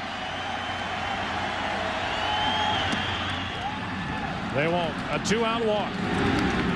That's the fourth walk handed to the Red Sox this evening. And here is Jason Varitek, who homered last night in Boston. Hit 20 on the regular season, is 0 for 2 tonight. The term "go in order" may be the strangest term this game could offer. Nothing has gone in order. No. On the bases, at the plate, on the mound. What are you looking at? 1 on, 2 out, Varitek.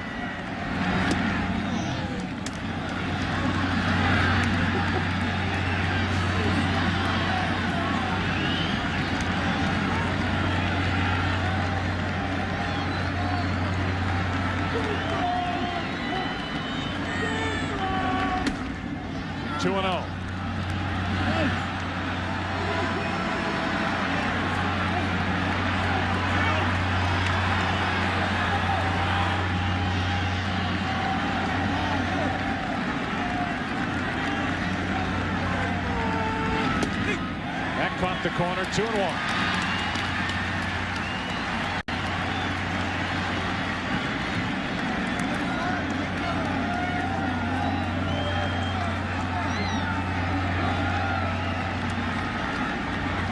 Go ahead run at first with 2 out here in the 5th.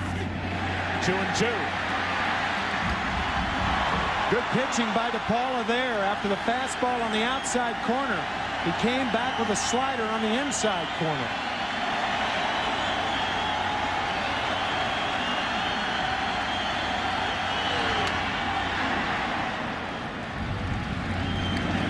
We're only 1 out away from the halfway point of this Game 5, but seemingly a mile from the finish line.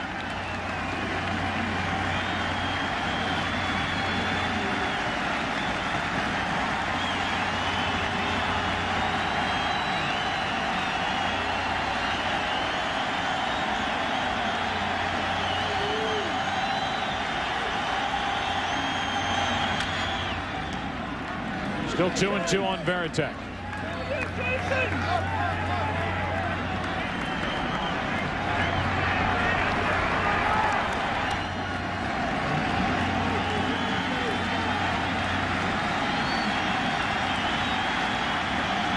Varitek waiting for a rookie mistake.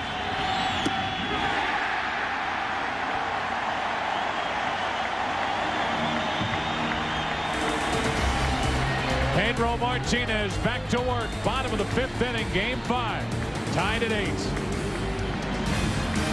Here in Cleveland, Jacobs Field, bottom of the 5th inning, an 8-8 game. Let's take you back down to Bob Brentley. Bob. Yeah, Joe, Kenny Lofton obviously injured his left shoulder very badly. Jim Warfield, the Indians trainer, said the team physician is looking at him right now. They're more than likely going to take him for x-rays and more examination. I'm going to try to make my way down to the Indians clubhouse to see if I can get a further report. Thank you, Bob. First pitch is low and away to Roberto Alomar. We go back to the injury suffered by Kenny Lofton last inning.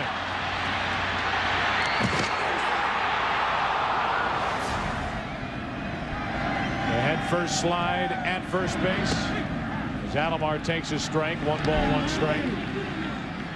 Lofton is lost for the rest of the night. Who knows how long. Alomar, Ramirez, and Tomey are to the order for the Indians. Strike 2 on Roberto.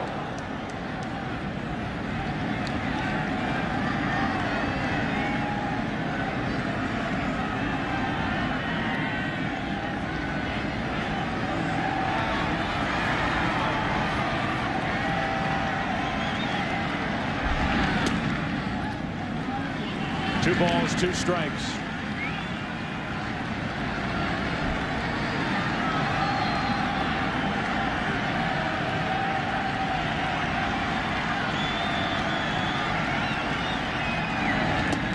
Full count. Pedro Martinez will throw any pitch on any count. You cannot guess fastball. 3-2 with Martinez out there.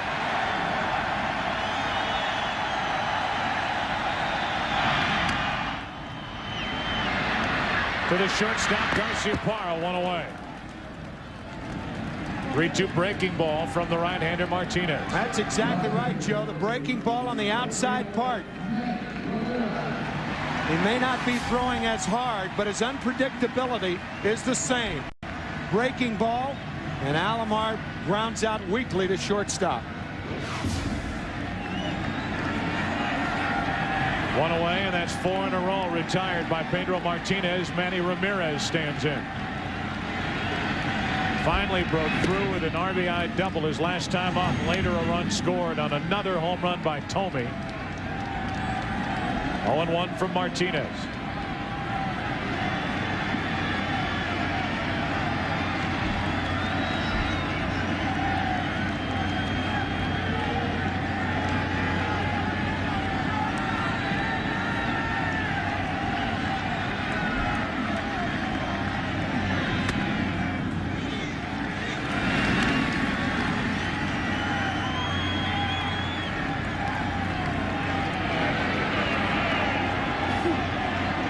Brothers Martinez, young Pedro on the left, older brother Ramon on the right.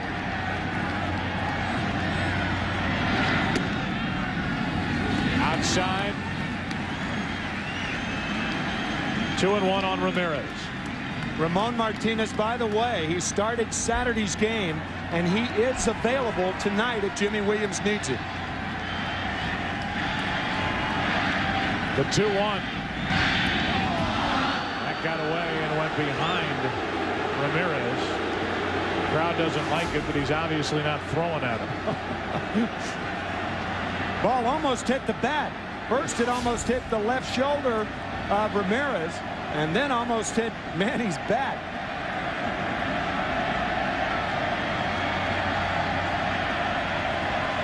The 3-1 right down the middle with a 91-mile-per-hour fastball. Full count.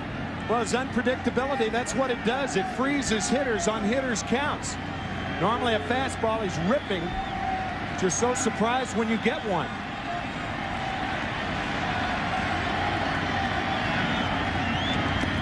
A one-out walk.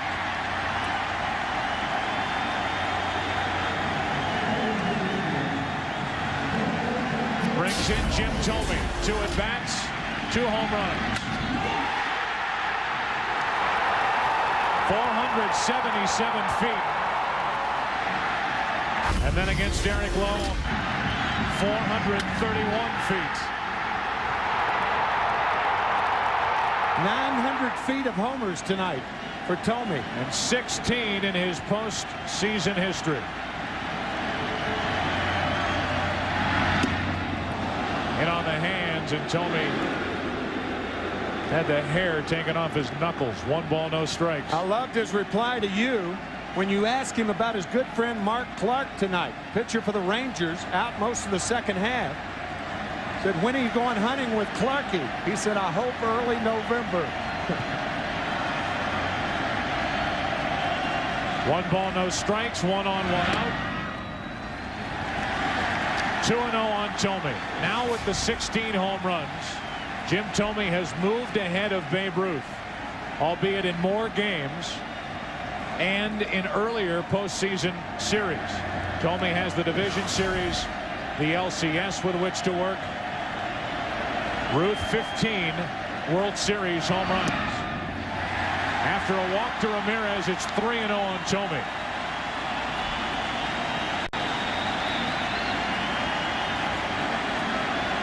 Ruth played in 41 postseason games in his career. Thome is playing in his 50th here tonight. Will he be swinging right here 3-0? I'd have to think so. If he's not, nobody is. The 3-0. He took it for a strike, 3-1. And that was the first time, at least, that I've bothered to look, where Pedro Martinez approached the mid-90s, 93 with that fastball.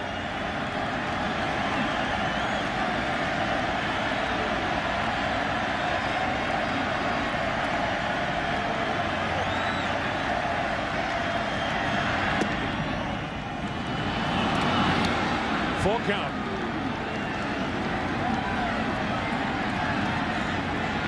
I don't think you send Manny Ramirez here. Jim Thome struck out 171 times this year. Strikeout pitcher against a strikeout hitter. Not a good formula for running. Surprised that they're holding him on. Me too. 3-2 pitch is fouled back. I think Veritek didn't think that Thome fouled the ball. He's out. He did. What is Ramirez doing? What's Thome doing? Well, Thome can't run because Sure. first base is occupied with less than 2 outs. But what's Ramirez doing? Thome thought he fouled the ball back. Veritek knew he didn't. And Manny Ramirez didn't know what to do. Ramirez took for granted that it was a foul ball. Thome stood there. With first base occupied, less than 2 out, can't run to first. And he clearly swung through it. Veritek missed it. If you're the runner at first base and you see the catcher going after the ball like that, you know he missed the ball. Veritek doesn't need to touch Thome. Thome's automatically out. But what is Manny Ramirez doing? And for that matter, Brian Graham, the first base That's coach. right. Baines, strike one. Brian Graham stood there with his palms to the sky. And Manny Ramirez, who has had a history of problems on the bases, although those have been curtailed for the most part, is standing at first, the go-ahead run, with 2 out in the inning instead of down at second on the strikeout by Thome. You can say that you thought Thome fouled the ball, but the minute you see Veritek running as hard as he was after the ball, you take off for second. If it's a foul ball, they bring you back.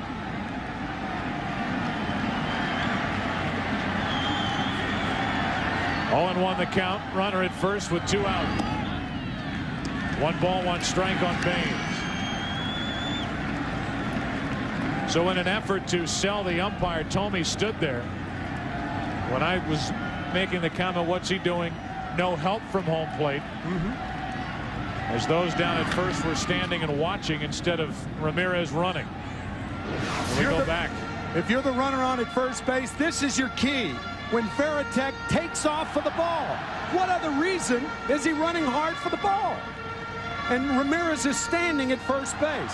Veritek once again needlessly touches Thome, but the Indians could have the go-ahead run in scoring position instead of 90 feet closer to home the other way. Go-ahead run at first with 2 out, a ball and 2 strikes on Baines.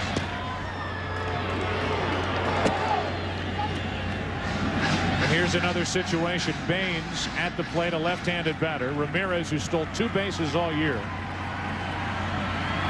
has yet to steal one this postseason. But they hold against the runner and open up the right side of the infield. 1 ball, 2 strikes. Baines took strike 3 right down the middle.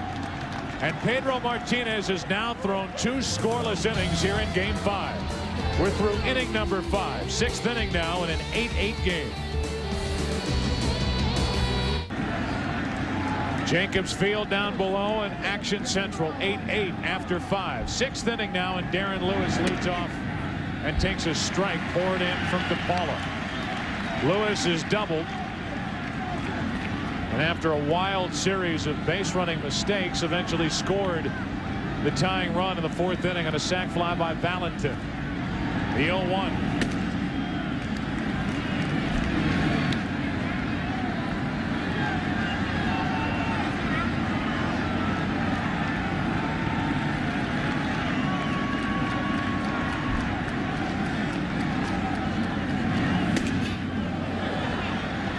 Two balls and a strike on Lewis. What you have to do against Darren Lewis is you sandwich the right side of the field. The second baseman plays deep. The right fielder plays shallow. First baseman deep to try to cut off that little area in right field. That's where Lewis usually hits the ball. As a matter of fact, 3 of the 6 hits that he has in this series have been in that little area behind Alomar and in front of Ramirez. As you look at Paul Shuey warming for the Indians. 3 balls and a strike on Lewis. The number 8 hitter leading off. Full count. Trot Nixon, who has been a weapon for these Red Sox in this series with 6 RBIs, waits on deck.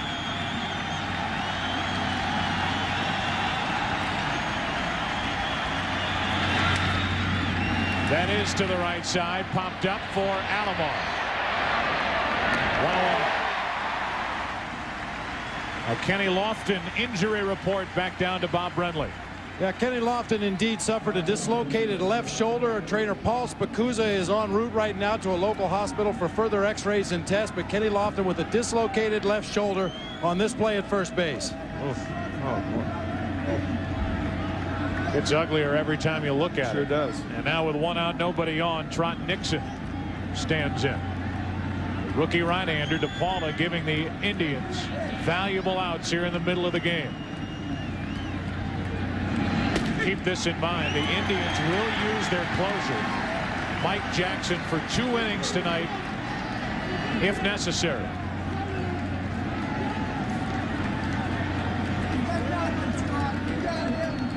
Oh, and 1 the count. 1-1 on Nixon. Trot has walked and scored and fly to center. 15 home runs during his first full season in the big leagues.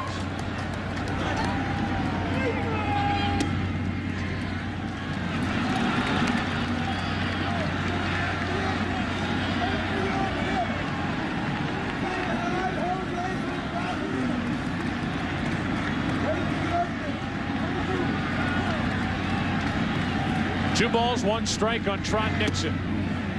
And now 3-1 as John Shulock does not give DePaula the inside corner. Joe, I think your point a couple of innings ago was well taken, in that regardless of who wins tonight, the torn and tattered remnants of pitching staffs are going to show up at Yankee Stadium on Wednesday night. Nixon pops it into center. Roberts waiting for it. Place of the injured Lofton. 2 out. Friday, catch the most original police drama in years on the series premiere of Ryan Caulfield, Year 1. Then the creator of the X-Files brings you the ultimate mind game, Harsh Realm. It all starts Friday at 8 Eastern, 7 Central here on Fox. Friday night. 2 out, bases empty for Jose Offerman. He's grounded out, singled, walked.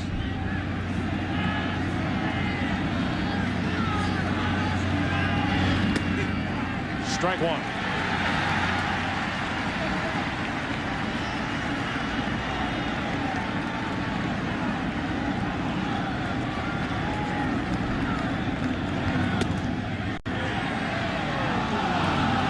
One ball, 1 strike.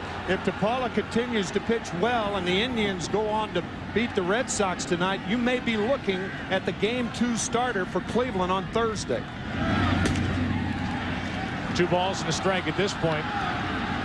Nobody has any idea if, when the next round rolls in on Wednesday night, who would start for either team. No clue. Offerman pops it up. What a job by the rookie Sean DePaula. Vizquel inning over. For just the 2nd time tonight, the Red Sox go 1-2-3. Bottom of the 6th inning. Still tied at 8. Carver, Bob Brenly, our producer Mike Weissman, director Bill Webb. Our game summary at this point. Tomey, 2 home runs, 4 RBIs, now 3rd in the all-time list. Postseason home runs. O'Leary, by far the single biggest swing of the night. A 4-run swing and a grand slam he hit after an intentional walk to Garciaparra in the 3rd inning.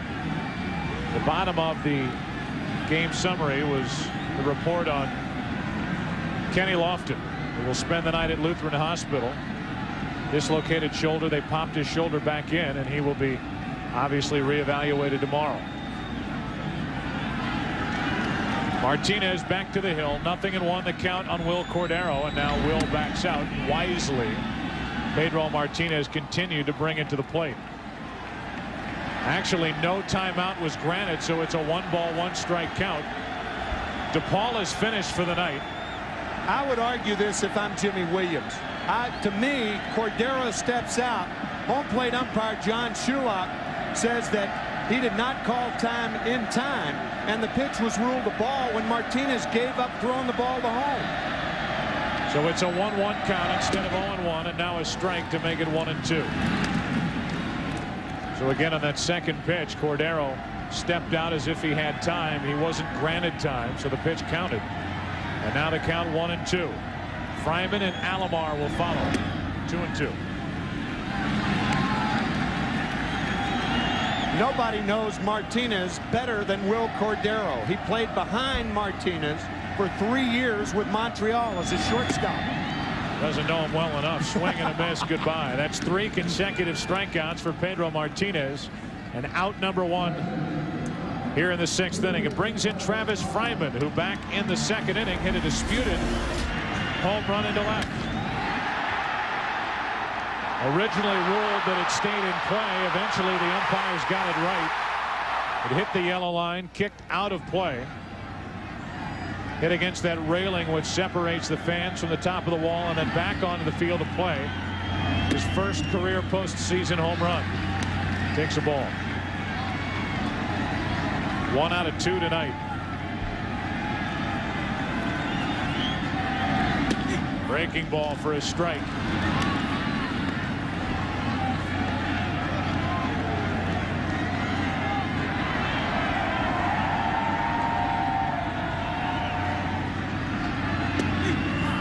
Changeup for strike 2.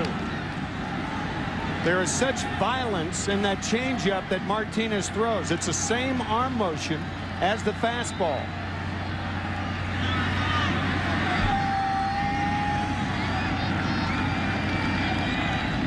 One ball, 2 strikes, and on a changeup, a fly ball into right center for Lewis. 2 gone. Martinez shook his head no 5 times. How many pitches does he have? He's one of the few guys who can shake off a catcher and still throw the changeup. That's how deceptive the pitch is. This is not a real good one. It's left up and out over the plate, but a lazy fly ball by Fryman. So now with 2 out, nobody on, Sandy Alomar Jr. stands in 0 for 2. The number 9 hitter, and a ball in the dirt. Well, if you're just joining us here at Jacobs Field at the half, Monday Night Football, the Jaguars lead the Jets 10-3. Here is an 8-8 game.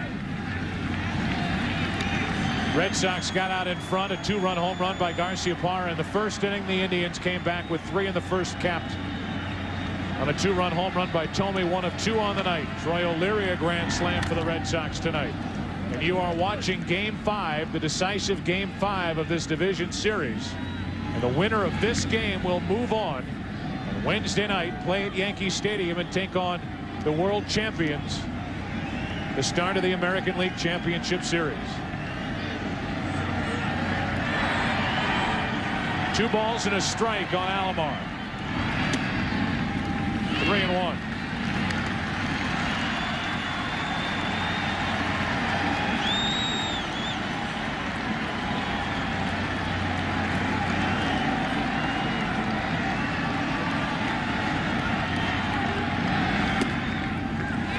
A 2-out walk. One other note in case you're just joining us. Pedro Martinez did not start this game.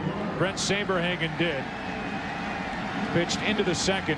Derek Lowe picked up for him, went 2, and now Pedro Martinez is working in his 3rd inning of relief. Had to leave after 4 innings in Game 1 with a pulled muscle in his back. He's healthy enough to pitch and pitching well. 1 on, 2 out for Dave Roberts. First at bat in this game, 2nd of the series, and he takes the ball. Paul Shuey warming up the Indians. You hear it a lot when the National League plays that you clear the pitcher. That walk to Sandy Alomar will at least clear Dave Roberts so that Vizquel can lead off in the bottom of the 7th inning. Of course, you don't know what Roberts is going to do, but clearly right now he's the weakest hitter in the Indian lineup. And for a guy who has been in the minor leagues up until this year when he had some work with the Indians, 27-year-old outfielder is at a distinct disadvantage facing Pedro Martinez. 1 on, 2 out. The fastball misses for ball 2. A 92-mile-an-hour fastball. He's reached 95 a couple of times, as you pointed out, Joe. But there's still enough of the disparity between the changeup and the fastball for him to be effective. Now Alomar, and keep this in mind, he's had 6 operations on his left knee.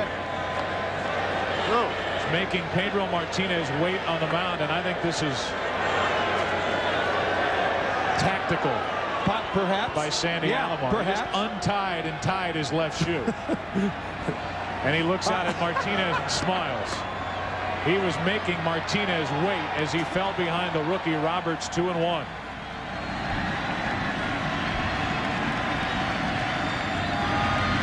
Now 3-1 with Vizquel next. That's a bad pitch right there. It's okay to throw breaking balls and changeups behind a guy, but if there's anybody you can challenge, it's the center fielder that replaced Lofton.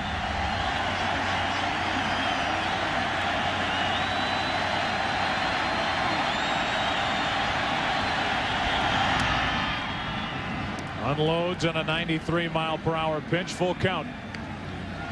And Alomar, who drew this glance from Pedro Martinez earlier. Oh, Joe, that was great. You picked up on that. That was super. He said, nah, forget all that stuff. Alomar will be off and running with his pitch. Who you think you're dealing with, right? The best in the business right now, Pedro Martinez, the 3-2 to Roberts. Do it again. And that's what Martinez has to do again. Throw the fastball. Time to finesse, time to challenge right now is if you can hit my fastball, I don't care how hard it is, 89, 90, 91, 92, 95, you're going to have to hit it. 55 pitches so far for Martinez. Runner goes, 3-2, inning over. Pedro Martinez, his 4th strikeout as he hits 94 miles per hour. Still tied after 6. Back to Jacobs Field after this from your local Fox station. Millions have watched the Goodyear blimps hovering over special events. Tonight it's the Spirit of Akron carrying on that proud Goodyear tradition. You can find out more about the Goodyear blimp fleet on the internet at www.goodyear.com. Paul Shuey, another hard-throwing right-hander, takes over. An 8-5 record during the regular season, 6 saves. Another guy who can bring it to take over for Sean DePaula. A strike is into Valentin. Valentin, Daubach, and Garcia-Parra. Anybody gets on O'Leary, who has a grand slam tonight. It's an 8-8 game, 7th inning. Back up the middle. Shuey knocks it down, kicks it away, and Valentin's on to start the inning. You see a lot of things worked on by a lot of ball clubs in spring training. The one thing that should be worked on by Cleveland pitchers is anything hit back to you. If you can't glove it, forget it. You got 2 guys behind you with unbelievable range. And you're right, Joe. He slapped the ball with his hand and then kicked it with his right foot. Vizquel, had he been able to field that ball, could have walked it over to first to get Valentin. If Shuey were a hockey goalie on that play, it would have been a goal. So it dribbles away from the mound, and the leadoff man is on. It's a base hit for Valentin, and Daubach stands in. 2 out of 3. Ball 1. 7th inning of game 5. Series tied at 2 games apiece. Game tied at 8 apiece. And we've been tied at 8 since the top of the 4th inning. A mid-game battle between rookie Sean DePaula, veteran Pedro Martinez. Daubach, strike 1. Valentin took off anyway in case Daubach missed it. I'm sure Manny Ramirez is paying attention out in right.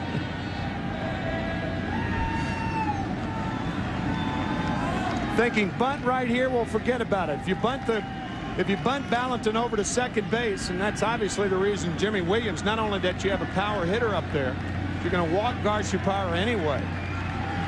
Give your best hitter, far and away your best hitter, every chance to hit. Chased it, 90 97 miles per hour from Shuey. Strike 2. An high fastball. If you put that ball in play, you're only going to pop it up or foul it back.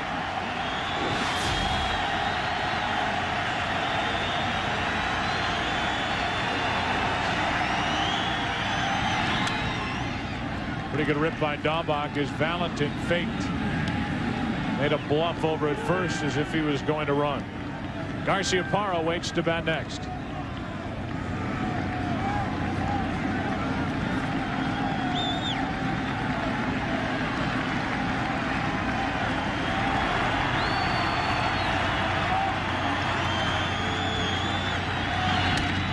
To the right side.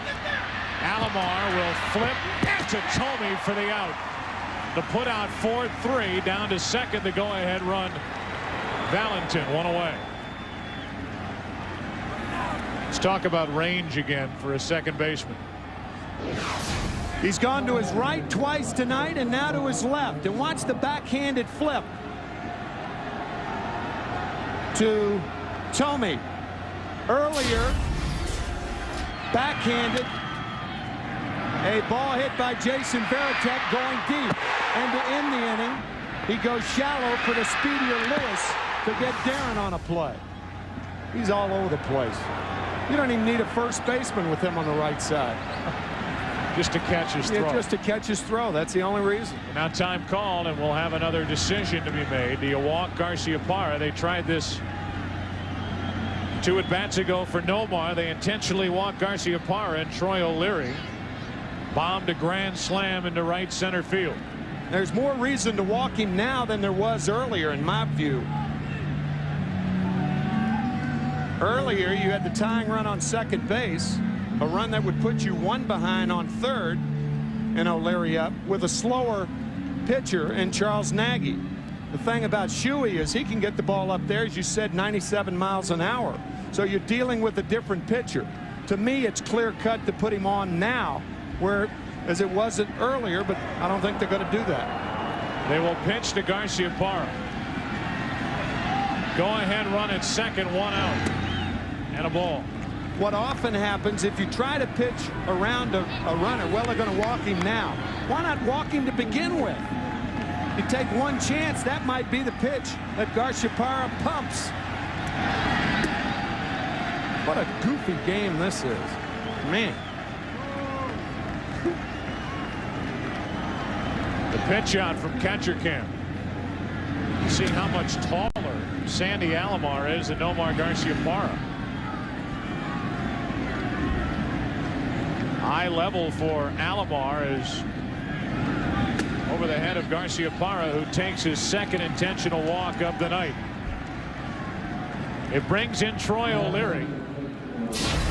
Back in the third inning, intentional walk to Garciaparra and a grand slam, the first in the history of the Red Sox in the postseason. At the time, it gave Boston a 2-run lead. That was on a lazy breaking ball, Joe. I think you'll get fastballs away here. Into right field, well hit. Ramirez at the wall. Goodbye. 3-run home run, Troy O'Leary. 7 RBIs on the night. His second home run. And with that, the Red Sox take an 11-8 lead.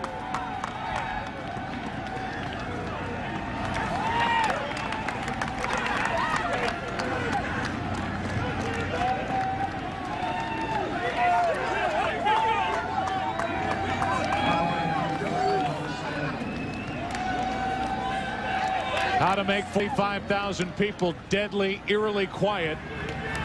They were happy when Garciaparra was walked in the third inning, stunned by the grand slam by O'Leary. Happy with the intentional walk here in the 7th inning. Stunned again by O'Leary.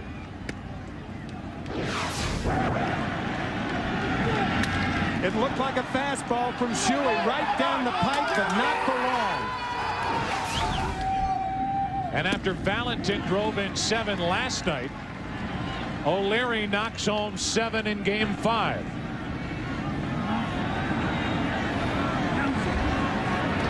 Man, what a night for Troy O'Leary, who had a breakthrough season for the Red Sox. Catcher cam, a ball that Alomar never caught.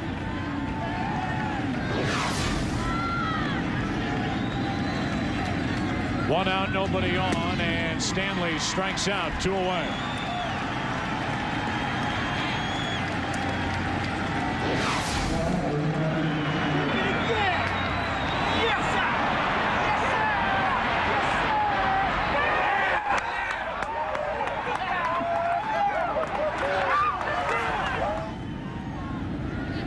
So now with 2 out, nobody on, Jason Varitek, who's hitless tonight, rips one right at Tomey, who makes a terrific catch to end the inning. Well, who knows? We may look back on that swing by O'Leary and say the Red Sox road to the American League Championship Series on that one. Bottom of the 7th inning, time to stretch. 11-8 Boston. Record set this series, 78 runs combined in this division series, and we're still going. The Red Sox in game 4, 23 runs a record, 24 hits a record, 11 extra base hits. Game 4, 30 runs combined. Tonight, 19. Valentin 7 RBIs last night. O'Leary 7 driven in tonight in game 5 for the Red Sox. What a night for Troy O'Leary. Mrs. O'Leary's cow didn't do this much damage. 1 ball, no strikes.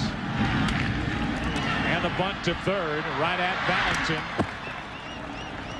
John makes the throw on the run for the out, 1 away. You talked about Pedro Martinez. He'll throw any pitch on any count. Here it is, right from his mouth to your ears. Any count, I'm not afraid, because well, the worst that could happen is I lose the game, and I've done that before. So I'm not very exciting people. I'm a very exciting person now. Yeah, right. No, he's not very exciting. No. We only tracked him for the first 3 innings of this game, and he wasn't even out there. We had more shots of Pedro Martinez than Saberhagen or Derek Lowe combined. 1 out, nobody on, and a ball down and in after a strike to Roberto Alomar. 1 ball, 1 strike. The most exciting, the most dominant for sure, on the mound in today's game. And I talk about baseball in 1999. Strike 2 on Alomar as Martinez starts to heat up now. And Roberto, who's 1 for 3, is backed up. 1 ball, 2 strikes. If there is any offense which can overcome this deficit, 3 runs in the late innings, I don't care who's on the mound. It's Mike Hargrove's Indians, who scored 1,009 runs during the regular season. Alomar strikes out, and that's now 5 strikeouts for Pedro Martinez. I know some folks may be thinking, and thinking correctly, if he's throwing this well, why didn't he start the game? As he strikes out Alomar with a good breaking ball. And I think Jimmy Williams' feeling was that he was going to play for the first time in his career with Martinez, a wait-and-see game. Throwing a few pitches before the game is not enough to make sure that he's ready. You wait and see. You send Saberhagen out there, and then you send Derek Lowe, the 2 most appropriate pitchers. Of course, the game almost got out of hand. The Indians scoring 8 runs against them, none off Martinez. A 1-0 to Ramirez is fouled, and all this does, I know it does in your mind, as Cleveland fans look like they're in shock, and well, they should. Up 2-0, seemingly rolling toward the ALCS. They're down by 3 in the 7th inning of game 5. This solidifies in my mind who's done the best job. If any manager in the game this year, it's Jimmy Williams. Absolutely. And he's done it here in the postseason as he did throughout the regular season for the Red Sox. And I know this is an arguable point too, but this also solidifies in my mind why Pedro Martinez is not only the Cy Young Award winner, but the most valuable player in the American League. 2 balls, 1 strike, 2 out, nobody on, and Ramirez is jammed 2-2.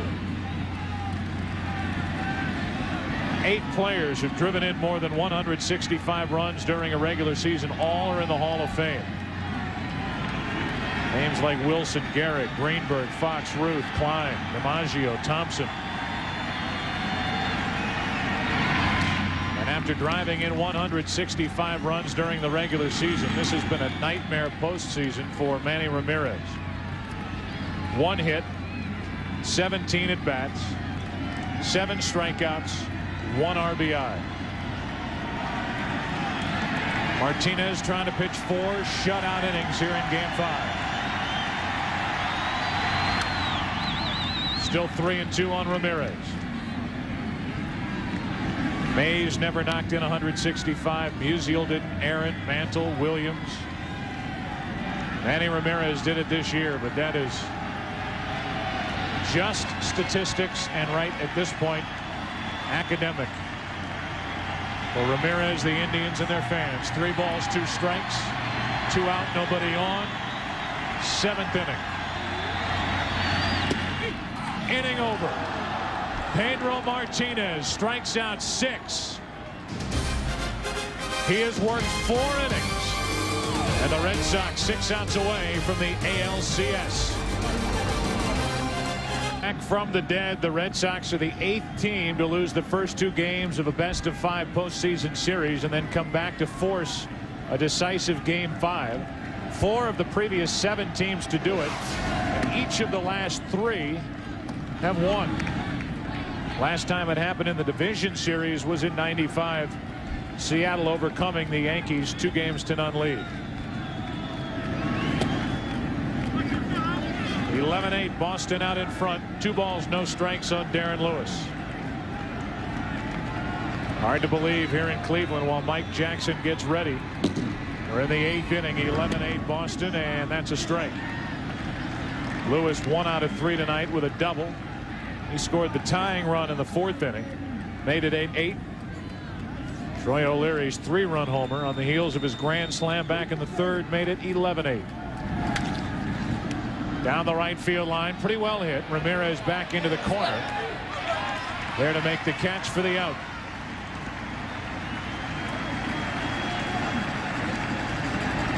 One down here in the 8th inning. Don't forget, watch Game 3 of the American League Championship Series here on Fox. The $1 million Gillette Strike Zone Challenge. 1 out, nobody on. And the number 9 hitter Trot Nixon 0 for 2 with a walk and a run scored. Digs in against Shuey.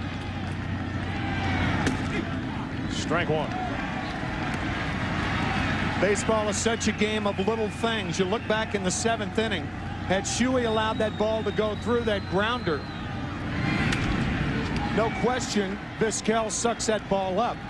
And then you have an out made by Daubach. You have 2 outs and nobody on with Garciaparra coming up there. Obviously, you pitch to him. It doesn't set the scene for a guy like O'Leary. Big hits get all the headlines. Little things win games. 1 ball, 2 strikes on Nixon, and some big things are in the future for these Cleveland Indians. The team is up for sale. Got a team that had high hopes coming into the postseason. We are a long way away from the end of this one. This team is up for sale, and you have to make some decisions when the new owners come in, whoever they may be. What kind of a payroll are you working with? You've got a guy in Manny Ramirez who is a free agent after next season. Here it's said about Griffey, Alex Rodriguez, Sean Green, Carlos Delgado. Add Manny Ramirez to the list. Potential free agents after next year, and you're not going to sign him to a contract that might be $20 million a year. Well, this offseason maybe is the time to trade him. Those are decisions that face these Indians. 2 balls, 2 strikes, 1 out, nobody on. Nixon strikes out, 2 out.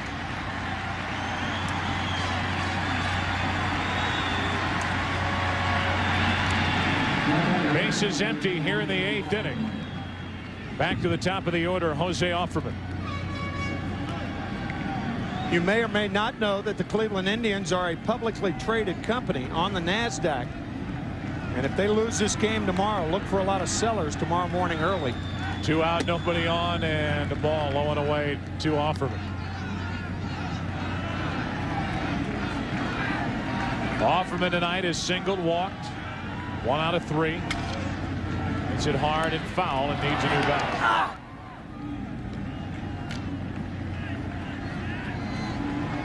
You were talking about Pedro Martinez and why he could be not only the Cy Young but MVP as well. Sporting News put together a formula to try to compare players against their league in certain eras, and then from within that, from era to era. It's difficult at this point to compare the game and the offensive numbers put up to any other era. I mean, you're putting up runs and hitting home runs at an incredible pace in the late 90s as we approach the new millennium. 1 ball, 1 strike. Offerman flies to center. Roberts there to put it away. A 1-2-3 inning. When Pedro Martinez goes back to the mound, we'll finish the argument as to why we feel he should be the MVP. We welcome you back to Jacobs Field. We continue to talk about Pedro Martinez, who has yet to allow a hit since entering in the 4th inning. This season, when you compare his ERA to American League starters average at 5.05, it's even more drastic than comparing it to the league average ERA of 4.86. Strikeouts per 9 innings. Opponents average, they hit only 205 against Martinez this season. You can argue this all day long. Many people feel that a pitcher should never win an MVP award. That's why they have Cy Young awards. But there have been exceptions, and this, in our estimation, should be another exception to that rule as Martinez hits for strike 1. 1 ball, 1 strike on Thome with Baines and Cordero to follow. 8th inning, 11-8 Boston. On a changeup, Thome comes up empty, 1-2.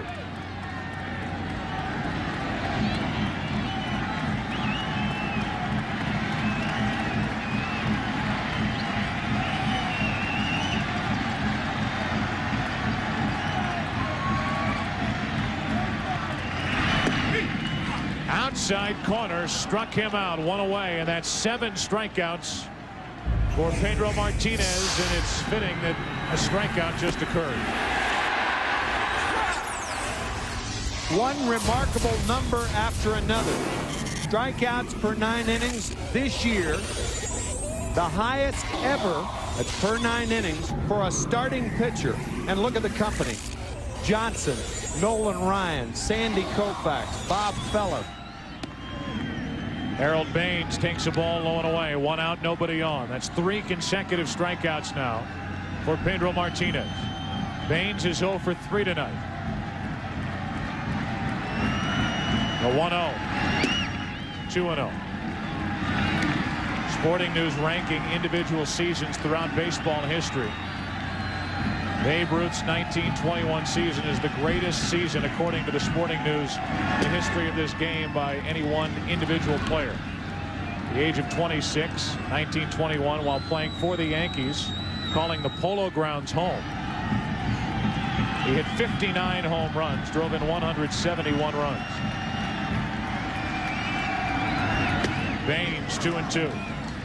The 59 home runs, Tim, 12.4% of all the home runs hit in the American League, and to match that in 1999, a player would have had to hit 327 home runs.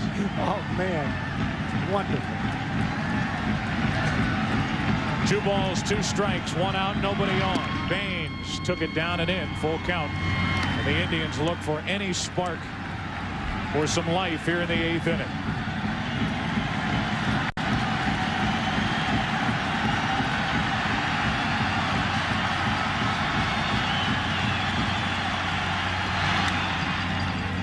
Number 2 season all-time Greg Maddux in 1995 when he was 19-2 with an ERA of 1.63.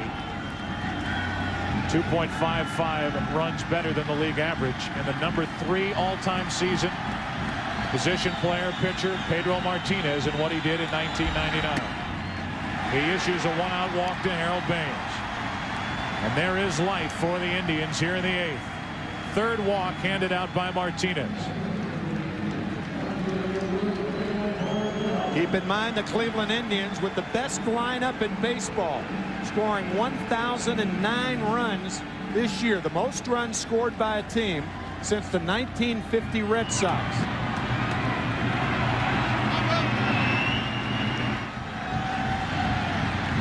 One on, one out. Will Cordero takes a strike. 49 come from behind victories this season, most in the American League, and they had a come from behind victory in game 1 of this division series here against the Red Sox. Cordero with an 0-1 count. To third, Valentin will make the play at second for the second out. And these Indian fans, who are as loud and as involved in the game as any ballpark we visit. Absolutely. Hoping for another base runner to bring up the tying run. Tomorrow, 8 Eastern, Mets and Braves. Bob Costas, Joe Morgan, Jim Gray. The NLCS will get underway tomorrow night. Then we'll be back at you on Wednesday night, 8 Eastern. Either the Red Sox or the Indians at Yankee Stadium. 1 on, 2 out. And a strike over the outside corner to Fryman.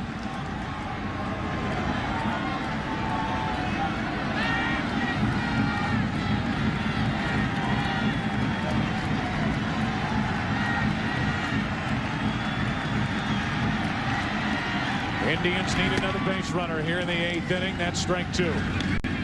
Fryman looked overmatched.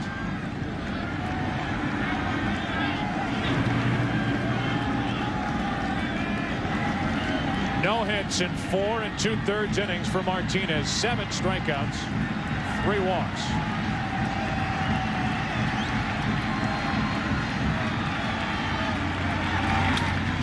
Fryman pops it up. Down the left field line, a long run. Garciaparra there, and he makes the catch in between Valentin and O'Leary. Pedro Martinez and the Red Sox now 3 outs away from a date with the Yankees on Wednesday night. Are they ALCS bound? We go to the 9th inning. Red Sox up 11-8.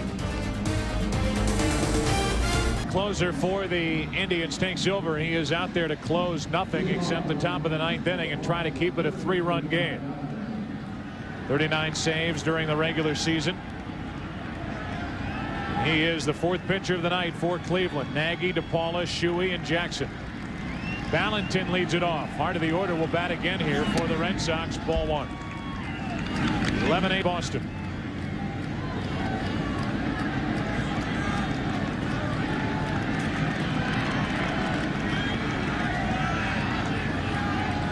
Dahlbach and Garciaparra will follow. 1 ball, 1 strike on Valentin.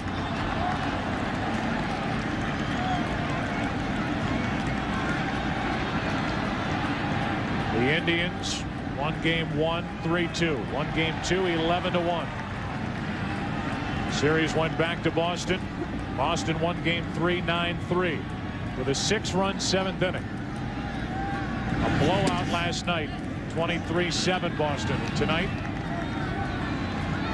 11-8 in the 9th inning.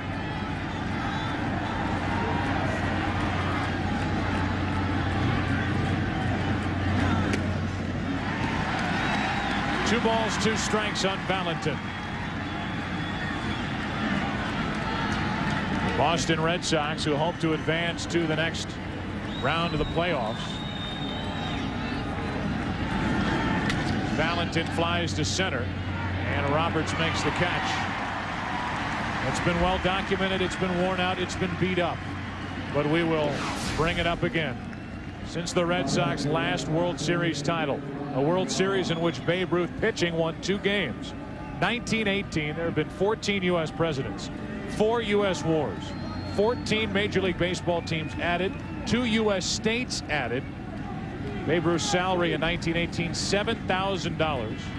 Price of a ticket at Fenway, 50 cents. And for our demographic, Prince has changed his name 3 times since the Red Sox last won the World Series.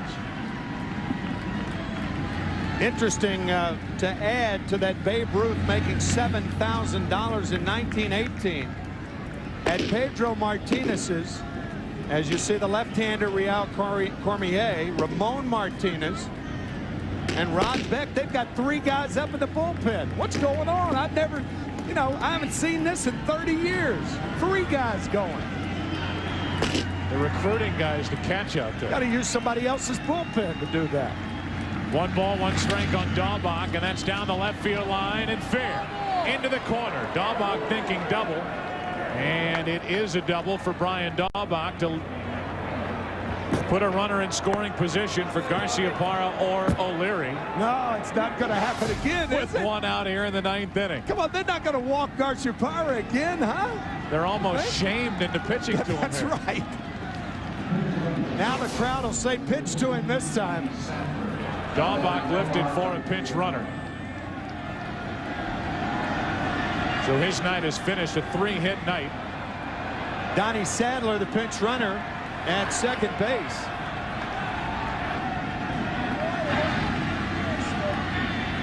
And they will pitch to Garciaparra, strike 1. The ultimate sign of respect for Troy O'Leary and the night he's had here tonight. Garciaparra intentionally walked in the 3rd, O'Leary a grand slam. Garciaparra intentionally walked in the 7th. O'Leary the go-ahead 3-run homer. And if Garciaparra makes an out, it'll probably be O'Leary that'll be walked. The right-handed hitting Stanley behind O'Leary. Garciaparra gets into one to left field. Cordell plays it off the wall. That'll score another run. Sadler to the plate safe. Garciaparra into second safe. And it's 12-8 Boston.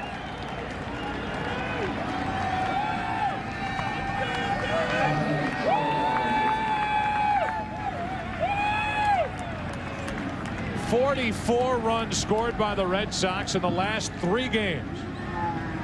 And now they will indeed walk O'Leary with Stanley to follow, and it's O'Leary's turn to get the intentional pass.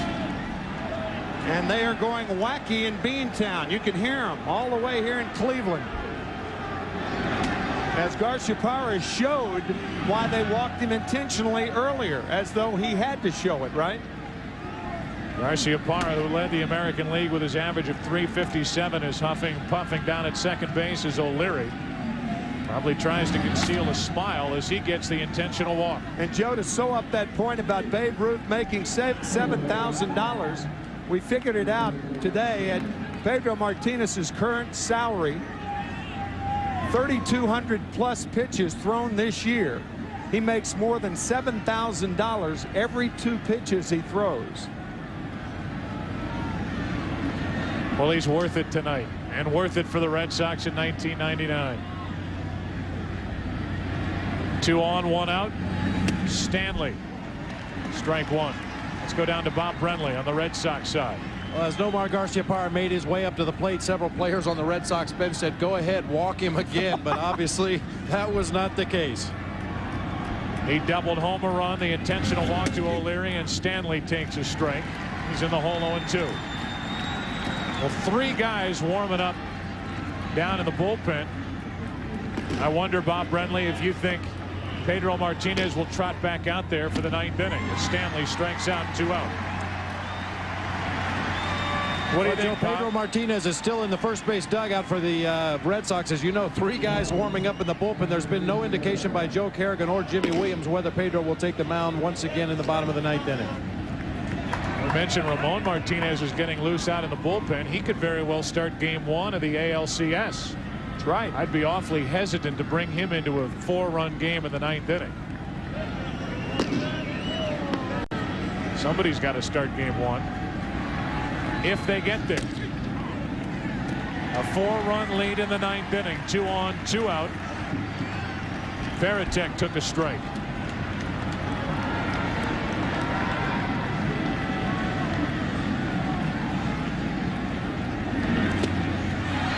Oh, and 2 on Veritek.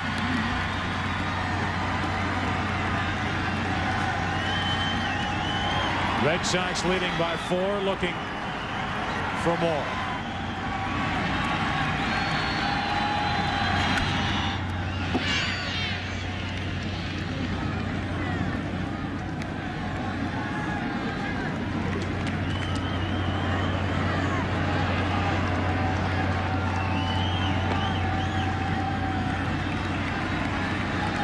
2 on, 2 out.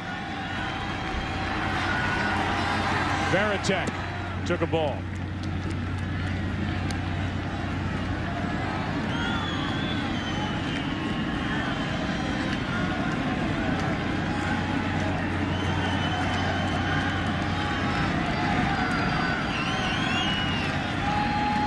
One ball, 2 strikes, and Varitek stays alive.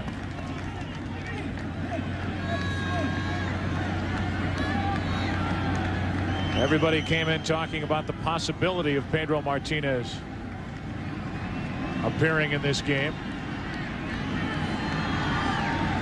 He ended up taking over in the 4th inning. He has not allowed a hit. We're in the 9th. Varitek another foul. 12-8 Boston lead.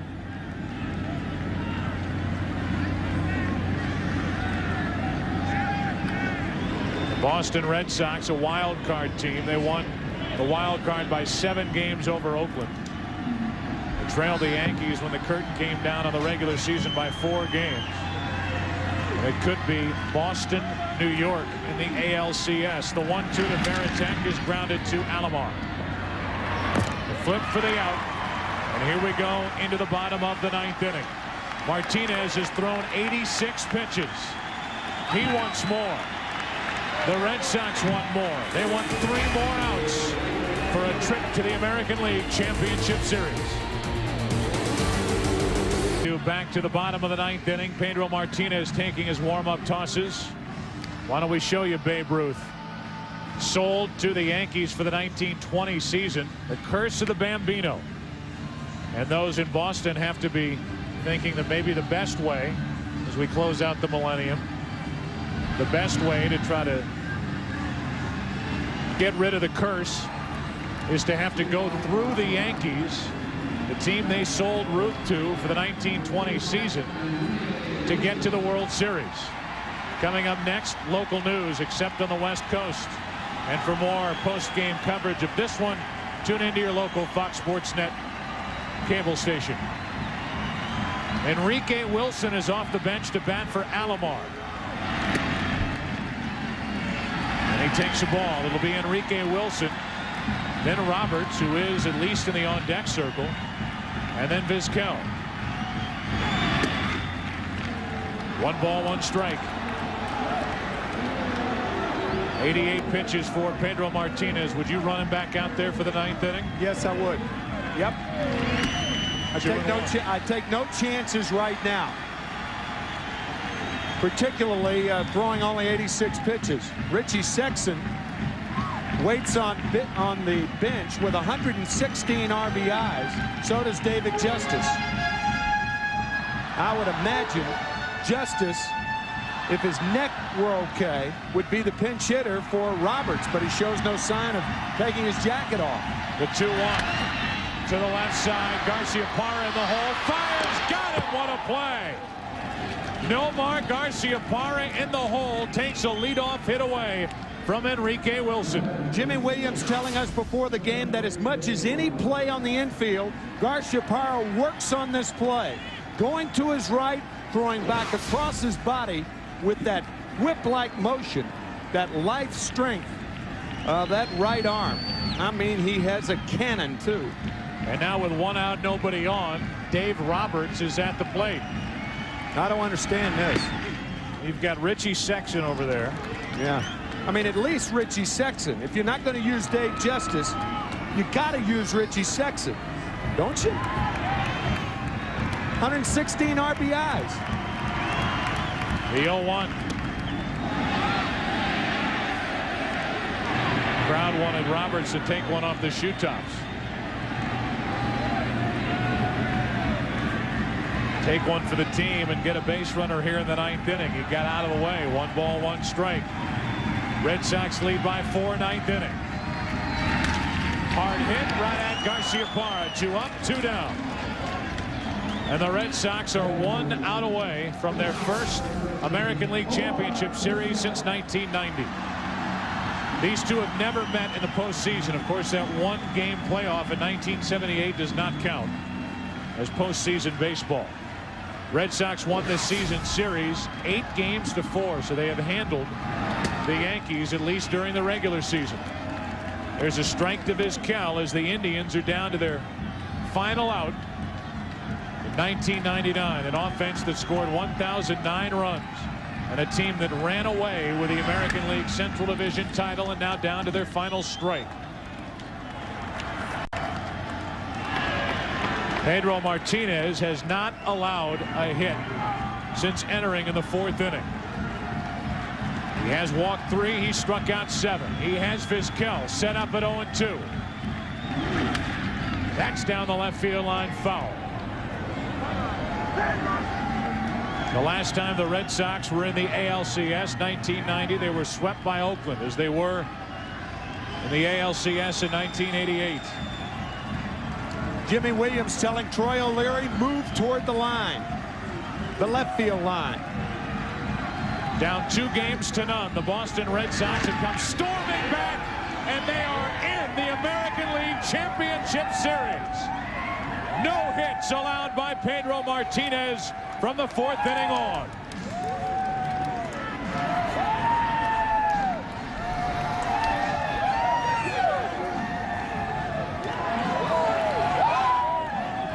Jimmy Williams allowing the players to celebrate. First manager that I saw do that was Tom Kelly with the 1987 world champion Minnesota Twins. Red Sox and their fans hoping that this year they can change the curse into the purse. So the Cleveland Indians up 2-0. It's been a 51-year drought for the Indians. They last won a world championship in 1948. They are out, and the Red Sox move on and will face the Yankees on Wednesday night in New York. A remarkable come-from-behind victory in this series for Jimmy Williams and the Boston Red Sox. A scrappier crew you will never find on a big league baseball diamond. An upset victory for the Red Sox in this division series. And let's take you down to Bob Brenly. Bob. Thank you, Joe. Standing by with Troy O'Leary. Troy, I know you want to go celebrate with your teammates, but what an outstanding performance when all the marbles were on the line. It was a tough game tonight. Pedro did a great job. Nomar came in, hit a 2-run home bomb. You know, I haven't been hitting that well, but tonight, you know, we deserve it. We came out, Tommy was beating up on us, and it's just a great win tonight. Little extra inspiration because they walked Nomar ahead of you twice. It happened twice, but, you know, it happens. That's part of baseball. Congratulations. Outstanding ball game, Troy. All right, Bob, thank you very much. The celebration continues. And now back toward the clubhouse for the Boston Red Sox. Offerman already there. Nomar Garciaparra is absolutely swamped, as well he should be. And Pedro Martinez is next on our list as he stands by with Bob Brenly for an interview. Bob Brenly, take it away. I'm on the field with Pedro Martinez. Pedro, I don't even know if we're on TV right now, but I'd love to talk to you. Did you know you were going to pitch in this ball game when you got here today? Well, I wasn't sure, but depending on how Xavier Hagan felt, I decided that I was just going to give it all. And I came out and I felt better than I thought, and I just went on from there. I saw Jimmy Williams talking to you in the dugout, and I think it was the 2nd inning. What did he say to you at that point? I just went up to him and I said, I feel like we need to send me down right now. We'll need to let it go out of the open and just hold on to it while we have time. Pedro, 6 innings of no-hit ball. Do you wish you would have started this game? I wish I could have, but I didn't know how I was going to feel, and if I came out early and the team was going to go down. So I decided to just wait and see what I could do to help the team and hopefully pump them up whenever we needed it. Well, now you and your teammates can look forward to the Yankees. What do you think about facing off with the Yankees in the ALCS? Well, right now, with the momentum we have, we're not afraid of facing anybody, and the Yankees are a team that we always play hard, and we have all the respect for them, but we're going to play them as hard as we can. What about your physical status going into the ALCS? How do you feel right now? Well, right now, it's just a little tired, but I managed to hang on, and now I'll have some time to go back in there in the training room and keep working. I will let you go back in there and celebrate your teammates. Congratulations, Pedro. Great performance. Thank you. Joe, back up to you. All right, Bob, and congratulations to Pedro Martinez. Our producer, Mike Weissman, our director, Bill Webb, associate director, Aaron Stoikov, our broadcast associate, Derek Manning, our editorial consultant here in the booth, Steve Horn. It has been a pleasure, an honor to bring you tonight's game, Game 5 of this division series. We all say goodbye to the Cleveland Indians, a tremendous ball club that came up one victory short in the division series with Boston, a team that won 97 games, scored over 1,000 runs. But they are gone. Tonight belongs to the Red Sox. They move on for a date with their rival, the New York Yankees, on Wednesday night here on Fox, where the American League Championship Series begins. That'll do it from all of us here in Cleveland. A big night for Troy O'Leary. A bigger night for Pedro Martinez. The Indians are out. The Red Sox move on. For Tim McCarver and Bob Brentley, I'm Joe Buck. So long from Jacobs Field. Final score here, 12-8 Red Sox. They win the series 3-2. Right now, here's Keith Olbermann and Steve Lyons in the Fox Television Center. Take a deep breath. The ALCS begins on Wednesday night. Good night. All right, Joe, the Boston Red Sox become the first team ever to rally from down 0-2 in a best-of-5 series and win the 5th game on the road. Steve Lyons made the prediction beforehand that this was probably going to be one of those games that ended 12-10. Well, you're off by a little bit, but 12-8. We'll give it to you. And I don't care because I'm so exhausted. I can't believe it. But I'll tell you what, this game was unbelievable. Jimmy Williams, is tough to figure this guy out, but that's why he is the manager of the year this year. You got to wonder about a guy who throws 6 shutout innings but doesn't start the ball game, but then gets it done for you. Troy O'Leary, they walked Nomar twice to get to him. He comes through 2 times huge with 2 big home runs. And isn't it be nice to see Roger Clemens pitch in a playoff game in Boston for the Yankees? Yeah, and to continue that switched analogy between New York and Boston and all of the rivalry therein, if you want to make a comparison for Pedro Martinez tonight, the most apt one in sports history is probably Willis Reed, the center of the New York Knicks, coming off the bench in 1970 when everybody thought he wasn't going to be able to play. And now it will be the 4th postseason meeting ever between baseball teams from New York and Boston, if you count the Brooklyn Dodgers. But the Red Sox versus the Yankees. The playoff game in '78, they've decided 3 pennants on the last day of the season. Can we calculate what a championship series between the Yankees and the Red Sox will be like? Well, I mean, no one's ever given the Red Sox any credit at all. They weren't supposed to get past this round, and everybody's going to say that they're not going to get past the Yankees. But I'll tell you what, we talked about on the pregame show. This team has a ton of heart. Their pitching is in shambles right now. They got a bunch of guys banged up. But I'm going to tell you, Troy O'Leary comes through. John Valentin was a forgotten guy, comes through. This team plays with a lot of guts, so you never know what can happen. The Yankees, are they going to be favored in this? No question. A lot of people will say they'll be out in 4 games. I'm not going to say anything like that against the Red Sox. Hey, I played for these guys. What do you think? And the way things are going, you may play for them again before this series is over. No chance. They don't need me. But don't forget the wild card in this deal, the news that we had before the game about Paul O'Neill's fractured rib. He may not even be on the roster for this series, so anything could happen as the ALCS starts on Wednesday night right here on Fox. Steve and I will be joining you for the pregame show from Yankee Stadium, and then we'll travel to Fenway Park, and Lord, that should be interesting. Joe Buck and Bob Brentley and Tim McCarver and the 2 of us will be there throughout as we watch baseball history. I'm not a big fan of the wild card, but I like the way this worked out. Yankees versus the Red Sox for a berth in the World Series. Who doesn't want